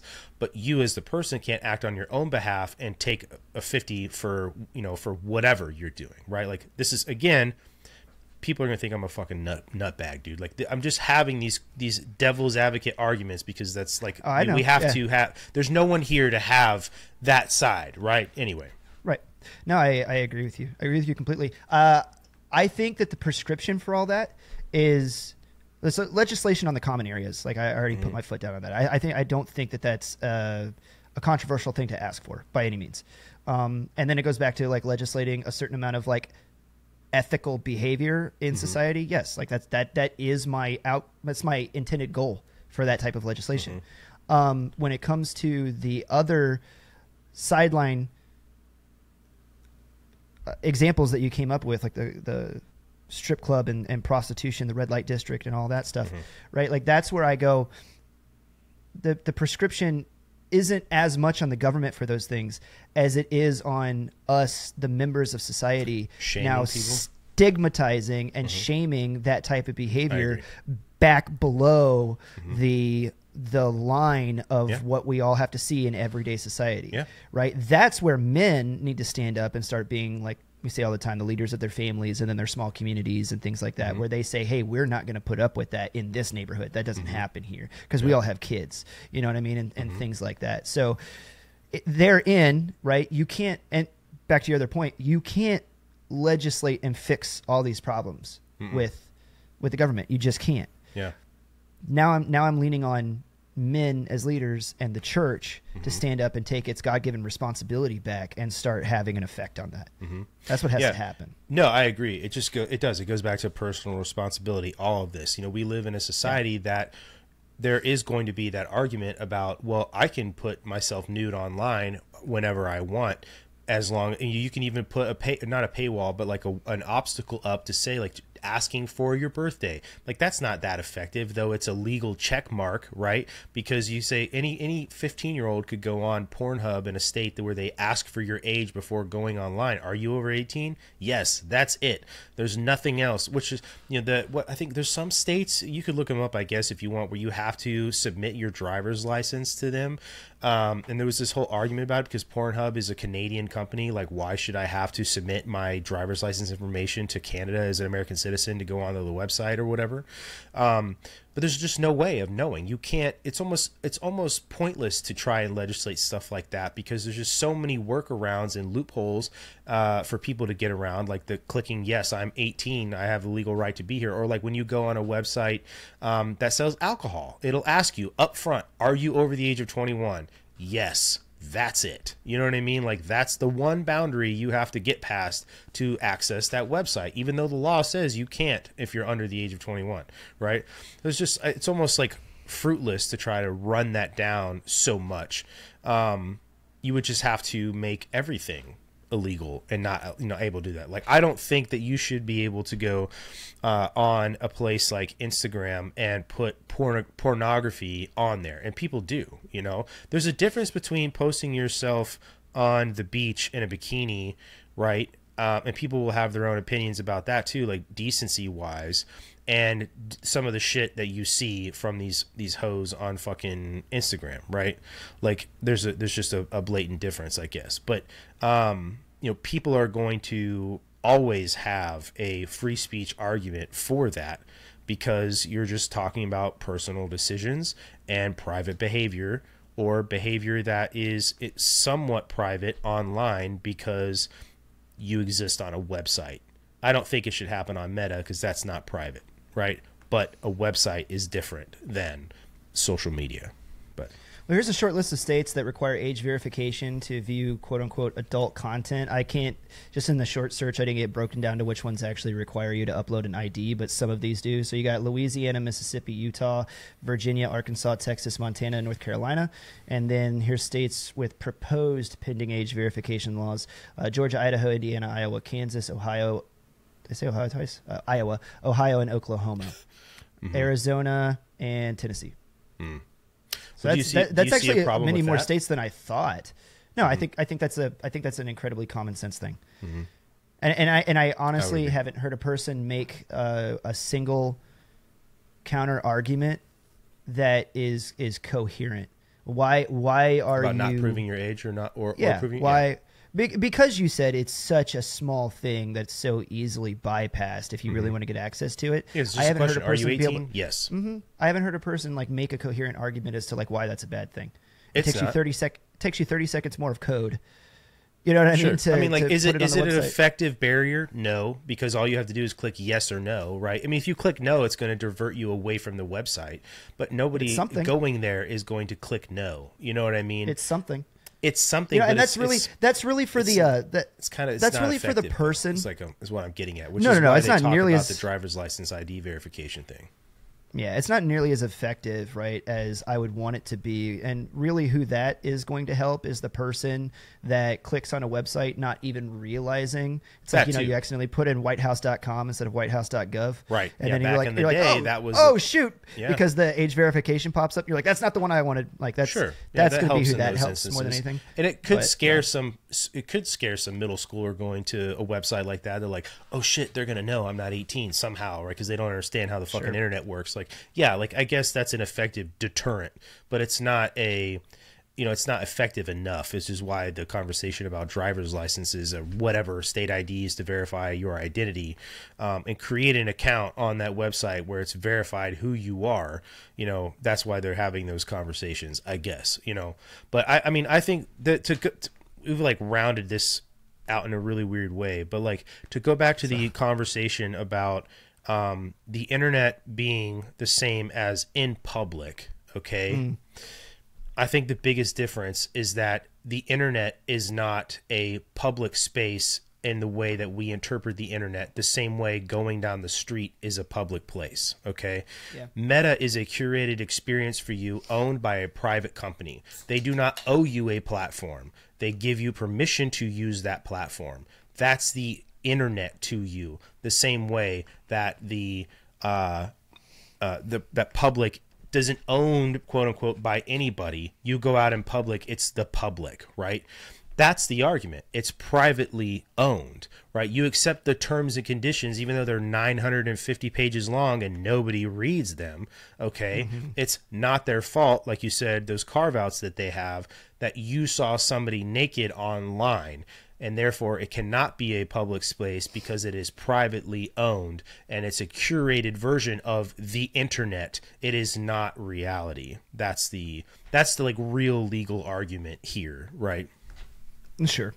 I find it to be very pedantic, because you're arguing the, and I mean, this is how things play out in the courts, though. You're arguing the legalese and the semantics. Now we're back to that again, versus the common sense approach and what we all actually, in practice, we see it as. Correct. Because that is everybody. It's like trying to say that, it's almost like gaslighting you in a way, right? Like, well, it's a private experience you're having, even though it's free, and literally everybody with a smartphone is on social media. It's a shared experience by millions of people, okay? So it's almost like gaslighting you into thinking it's not a public experience. It's not a place for the public to go, okay? Because it's privately owned. Well, nobody has an individual version of the internet, okay? Like, the internet is a place that we go as a collective, right? So it is a semantic argument. It's literally the reason why these people do shit like you said with the carve-outs, because it protects them, and it's the reason they can say they could do what they did to us all last year and nuke our social media accounts because we were talking about specific things. But that is why they use those semantics, the legalese, like you said, to say it's private, even though really, like, it's not private. Anybody can go on there, and there's not any real obstacle to prevent you from making an account, even though they do have, like, I think it's 13 and under for like Instagram. Like, there's a version of that for Instagram teen accounts. Something like that. Like, that's kind of what I was getting at with the 18 and up yes or no thing. It's just a legal checkbox that they're doing to say they're doing something about it, even though it's really not doing shit. You know what I mean? Yeah, but here's the thing that irritates me about that, because if you're a bad faith actor, and let's say that you're a person that wants to prey on a certain contingent of the population, and now that they're all going to be curated into one place on the internet, fish in a barrel, and everybody that you meet in there is of a certain age or it's under. Like the Club Penguin thing, right? You remember that back in the day? Like, people going on, adults. There were more accounts on Club Penguin that were adults at one point. Yeah. So obviously this isn't a good idea. Yeah, no. The solutions the solutions they've come up with aren't actually solutions. They're just checking a box for the lawyers who are litigating all this stuff for them, and then hiding behind this is my private platform. I don't owe you a platform. Therefore, what goes on there is my decision, even though as a public, right? We all go there. It's where we get our news. It's where people have their perception of what is reality and what isn't reality, because that's why we have the phrase chronically online. Okay. It's like pretending like that doesn't exist. It's excluding probably the most important piece of this argument by trying to keep them separate by saying it's private, it's not public, I can do what I want, so therefore the government needs to get off my ass, because the government has no say in what happens in private industry, which we all know is fucking a lie and a joke to even say something like that. Yeah. Well, this is one of the reasons, like, we can, for all of the reasons that you've put forward, we can reform Section 230 to redefine what these platforms were, in the same way that AT&T used to own all the phone lines, and now they've become, and then they were regulated into being a public platform that everybody uses. And in the same way, they had certain carve outs. It's like, hey, if people are using our phone lines to do illicit things, like we're not monitoring what everybody says. Yes, they were. Turns out we figured out. But anyway, in the same way, we absolutely need to push through Section 230 reforms on these social media companies, and we need to redefine at the legal level. So that we can have these conversations and start putting some of these needed regulations into place. And I think that there is like some good that comes out of those things, because like you're not being held accountable for somebody going online and threatening to kill somebody, right? Like that's not Mark Zuckerberg's fault that you made a threat against somebody's life or somebody's family, right? So like as a private industry, you do deserve certain protections, but they should be very limited to situations like that, where maybe you use the internet and somebody's IP address to find their house and then go to their house and kill them. Like that's not Mark Zuckerberg's fault, or whatever. Like, so like they exist and can exist for legitimate reasons like that. But the reasons we're talking about, in my opinion, are not legitimate enough for you to draw this line in the sand and clutch your pearls about private and public. It's like the biggest gaslight job ever. Yeah, because they're all the same reasons that these companies have used to justify putting their finger on the scales and manipulating people's algorithms.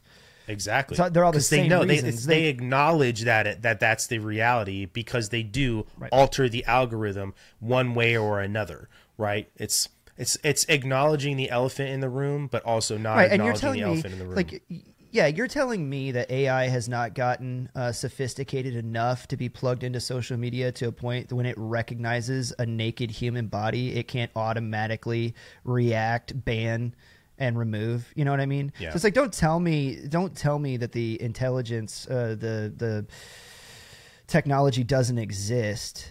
It does. It's not perfect. There's ways to get around it, but like, yeah, I mean, they could do that. I think it would require AI requires a lot of power, so like there's all these things that you could come up with and say, but again, like if it's not, we rewrite the rules and it's not safe enough, then that's just what happens in business. You don't get to have that business, right? That's just the way of things, Yeah, it's true. And the alternative is the government having the business, and that scares me even more, though. But I mean, at a certain point, if the government's regulating you enough, then you just become a de facto arm of the government versus being a private corporation. The entire idea, right, like of government, like people talk, like what you just said, like, well, government is bad because government just exists to extract wealth and labor from its populace. Well, it's like, you just have to confront the fact that like government has to happen to have a society. Like that's why I'm not going to say who they are online, because they like exist in our little sphere on Instagram, but like they made an argument last year about how the U.S. military needed to be disbanded, and that if we ever went to war with another country, that the state militias would just stand up and unite to fight off this like enemy. And it's like, no, I don't think that would happen at all. Like in no way, shape, or form. Like is this a cogent argument you're making? Like, and that's an extreme example, but like, you will have government in some way, shape, or form if you want to have a society. You have to have a governing body, and our founding fathers found the best way to do that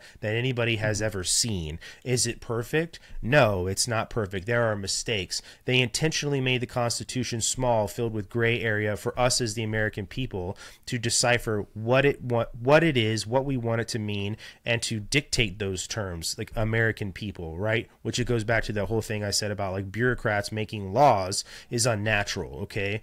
But tell me you can't, but tell me another government that does it better.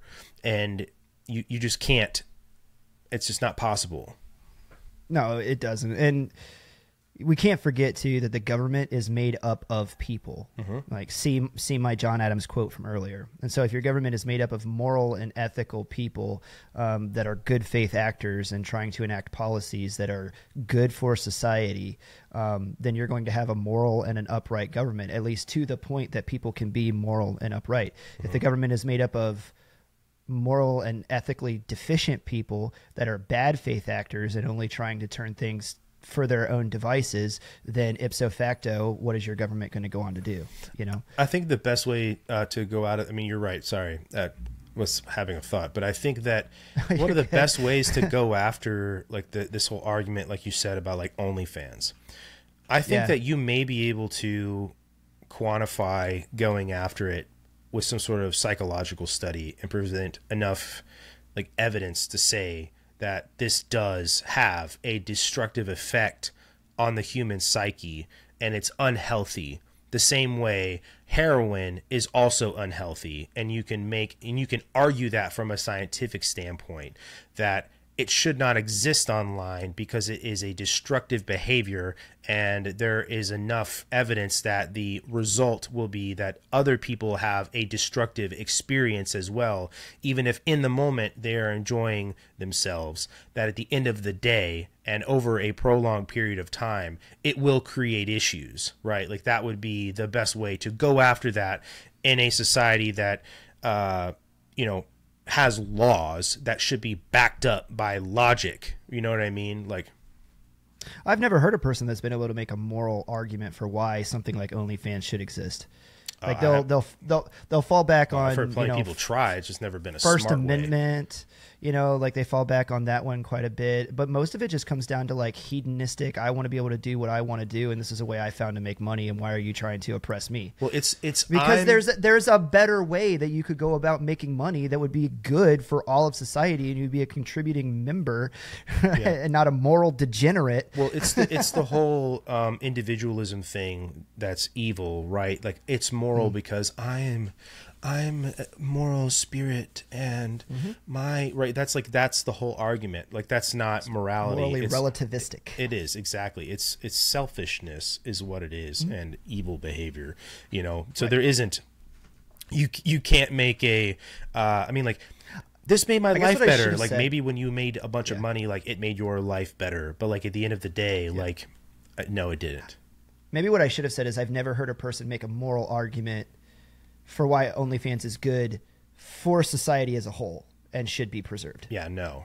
I've never heard anybody make a cogent argument about that at all, other than maybe like upholding free speech, right? That's good for society. You don't get to dictate free speech, and this is a form of expression and artistic expression as it is, so therefore by upholding free speech, it's good for everybody. But like, then you'd have to have a conversation like we were about what is free speech. And I am going to carve out some time for me here now and just reiterate, if you're still listening to this conversation, that me playing devil's advocate is not me saying all of these things that I said to Chris.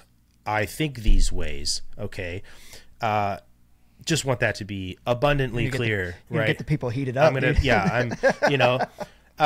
I do think like that Republicans need to lay off some of the religious justifications for making laws, because they are just going to keep losing elections. But that is me removing, or trying to remove the Christian ethics and morals that this country was founded on from these things, because people don't, see it as having value anymore, don't recognize the value in it, even though there is value and they do operate within that value.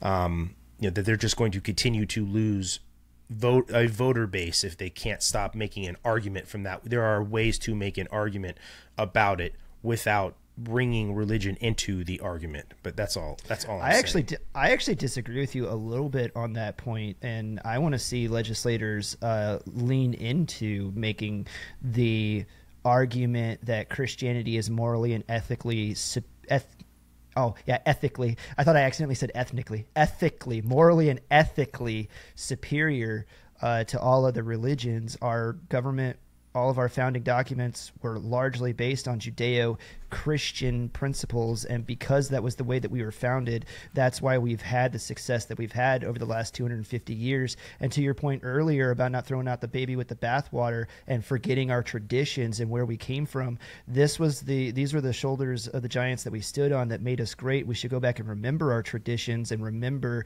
what our moral and ethics were based on, regardless of whether or not you subscribe to praying or believe that Jesus Christ is real. The Bible, these were the documents that we based our Western law ideas on, and so because of that, we should hold to that as traditions and lean into it more about why we're legislating the way I think you could do that. That's my personal opinion on it. I think you could do that, but I think that would make things like you think it would alienate too many people. 110% it would. You can. That's very evident that would do that. I mean, like you can't. You can sit if you want to. I think that.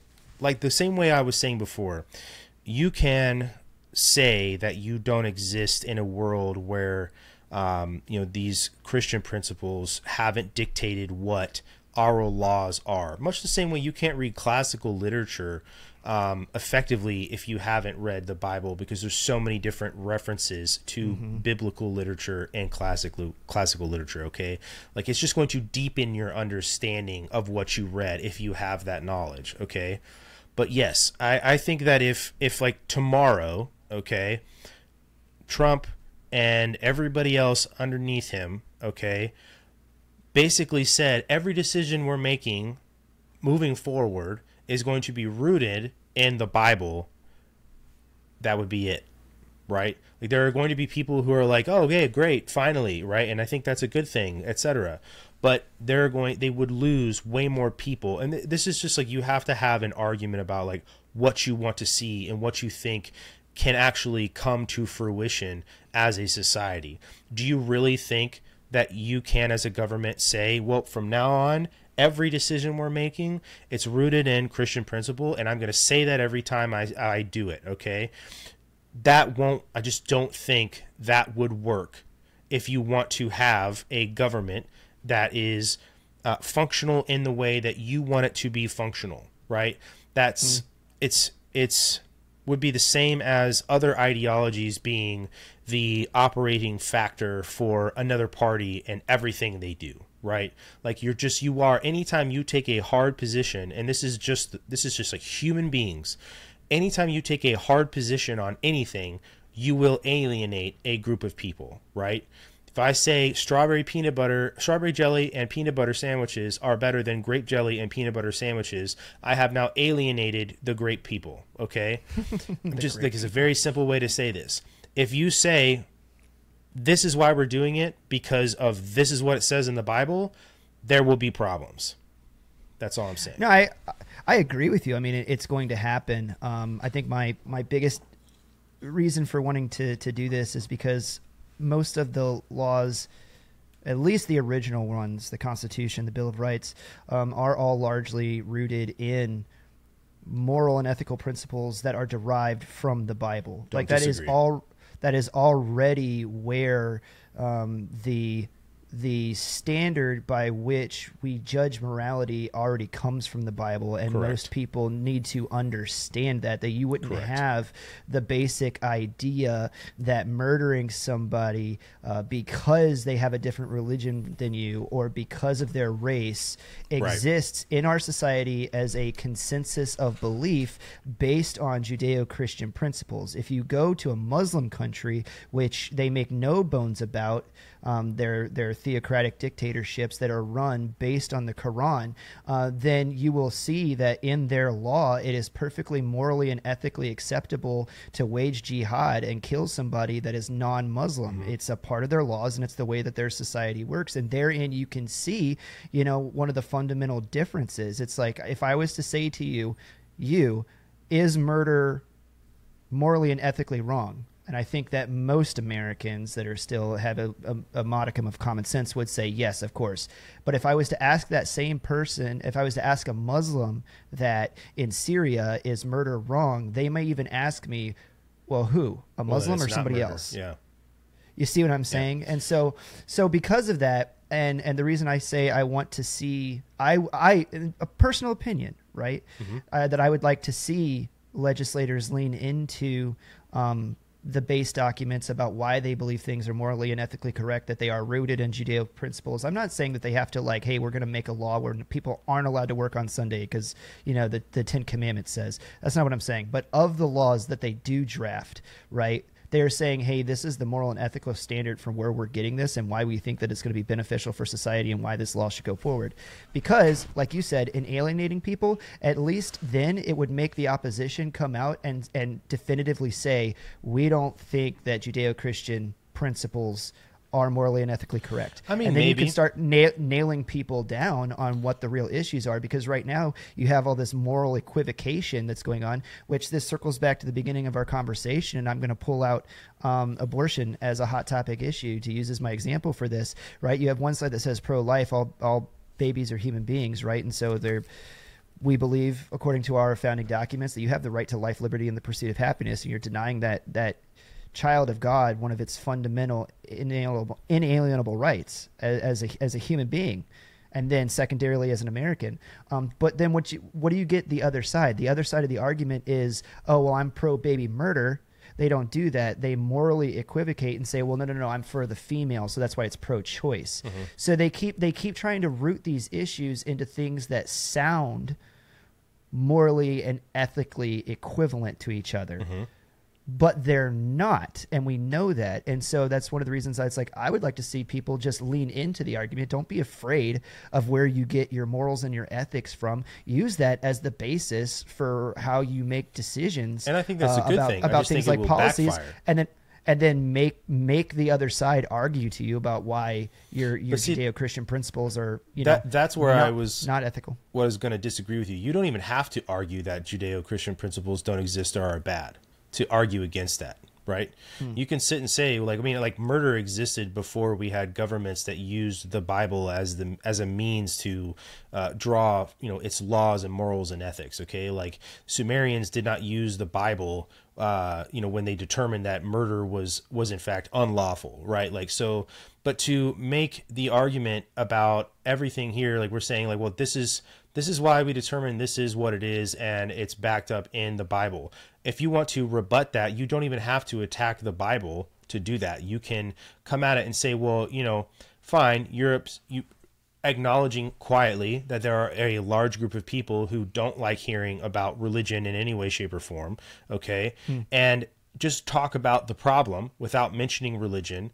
Offer up an example of why, because people just don't recognize that even though you're talking about something from a moral and ethical standpoint and you're leaving out the words Christianity or the words religion or whatever, you exist in that construct because of them anyway. There's enough people that just enjoy hearing it said to them that way versus it being said to them the other way. And I think that people will vote, and I think it's pretty demonstrable that people will vote in a way that is not basically told to them from a religious standpoint, then it's told to them from a just like a I don't know, like a modern, logical, moral, ethical way of just saying like, hey, we all agree this is bad. We're not going to do it because it hurts people.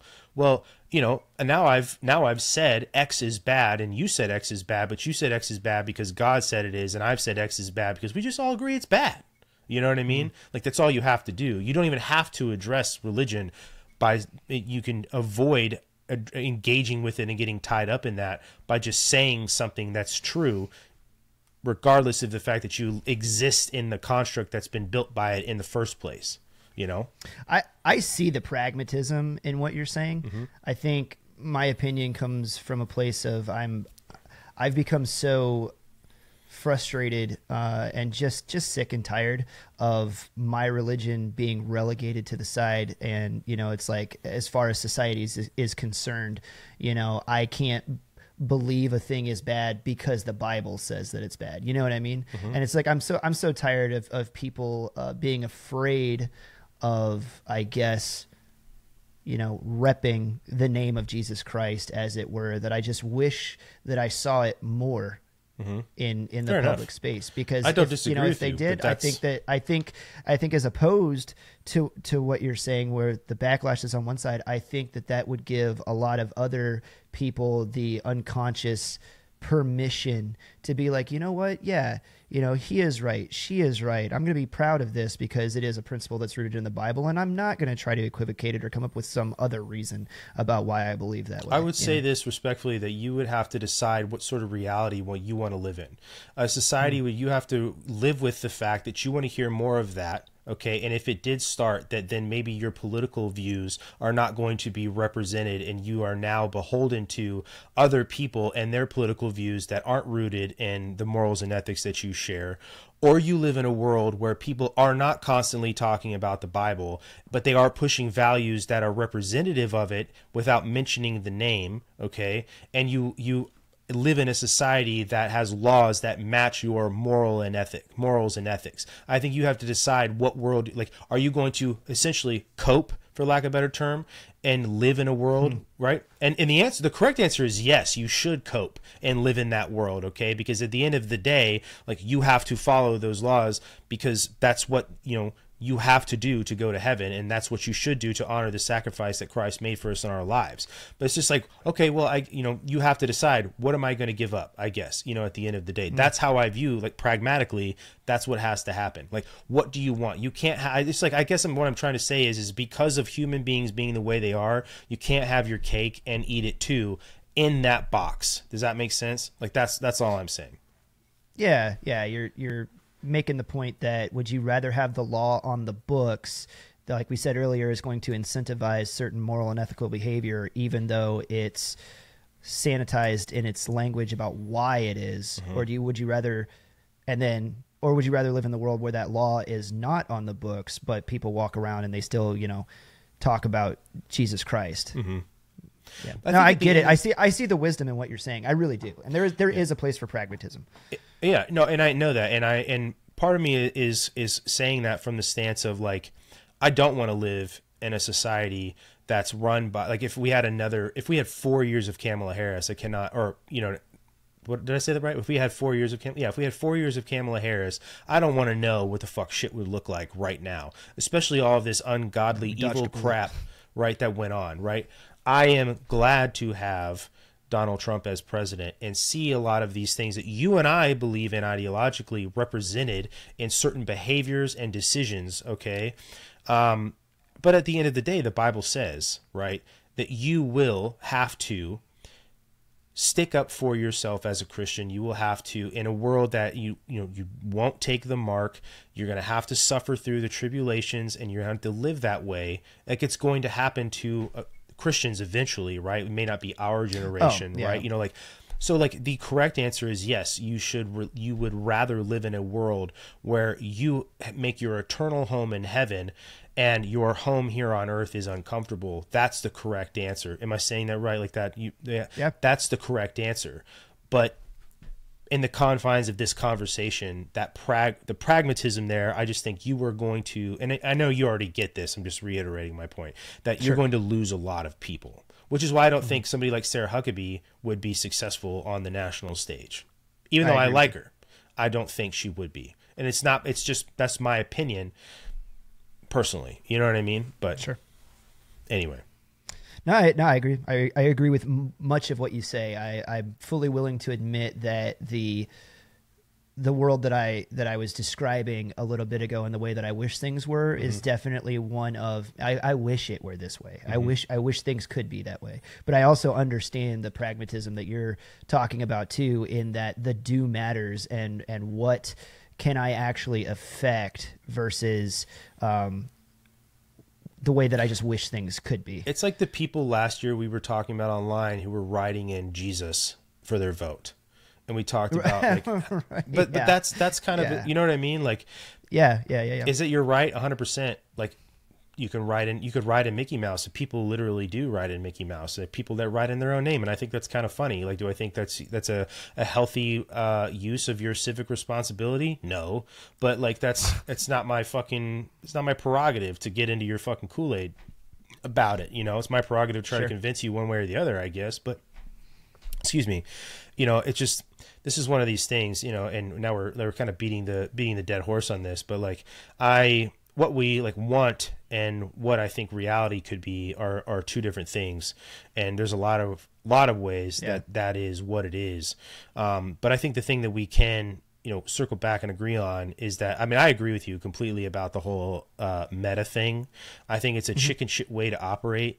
You know, we don't owe you a platform. It's a private platform. So like, you agree to this with the terms and conditions, and then those laws don't match because I have now, you know, against my will seen a naked person, but I couldn't do that in public without them going to jail. Like, you're gaslighting me now, right? Like, I completely agree with you. I think I played devil's argument to the point where I scared myself that we're going to lose our audience enough, right? Like, that was, you know, I'm just trying, because there's not a person here to have that conversation with, trying to be that person to the best of my ability. But, you know, the thing that we can't agree on here is that the things you say matter, the way you say them matters, that the things that you say in a public space, okay, can affect somebody enough to where you are now defining the reality that you all live in collectively, because you are now, again, like through consensus, whether it's acknowledged consensus or you scare somebody enough that they just shut up and go along with it, you have now created a new reality because you are changing words and their meanings or whatever with semantic overload. That to me is dangerous, and it deserves to be called out for being what it is, dumb and destructive. And, you know, if you get called an idiot by me, like, that's just what the fuck is going to happen. And you deserve every bit of being called out the same way. If you're doing something physically, you deserve to be stopped. Like, to me, you are doing something physically. You are altering the reality we live in because you decided that you want to conflate all these things and create a binary that doesn't need to exist. Couldn't agree with you more. Yeah. I don't know. Is that a good place to wrap up? It might be. I think so. And then, of course, I'm supposed to legally tell you that any and all opinions that you heard here tonight are completely and totally those of us. They do not represent the Department of Defense, the United States Army, or the entity within the United States government. Dear CID, please see the disclaimer that is always in the show notes. Yeah. Well, that was a good conversation, though, man. We bounced around a lot. We did, man. Covered a lot of ground. We sure did. That one's going to be fun to put out there. Maybe I'll like put another disclaimer in the show notes. Is like, when Brandon goes full devil's advocate mode, don't start hating him. I'm going to enjoy watching the live chat. Yeah, people are fuck. What the fuck? You know, that's whatever. That's fine, man. Hey, you know, I put myself out here to have uncomfortable conversations. I'm not afraid of having uncomfortable conversations, and it's important. It's important to shadowbox. Yeah. Yeah, exactly. It's important to do that. That's exactly what happened. You know, I was the libtard in this conversation, and I'm fine with that. But okay, guys, thanks for listening. Please go check out the show notes. Like we always say, the best way to support us is to support our sponsors. Head on over to redpillthreads.com/ICameWithFire. Get yourself some merch. And as always, smash the follow button. Okay, I see the demographics or the statistics. The majority of you just listen and haven't clicked the follow button. That's nuts, because it's the most free thing you could do to help us out. And follow us. Please, I beg of you, follow us. Hit the follow button. Follow us. And this has been another episode of I Came With Fire podcast. I'm your host, Brandon. That's my permanent guest, Chris. And I'll let you take us out. Hey, go with God, guys. Don't be a dick.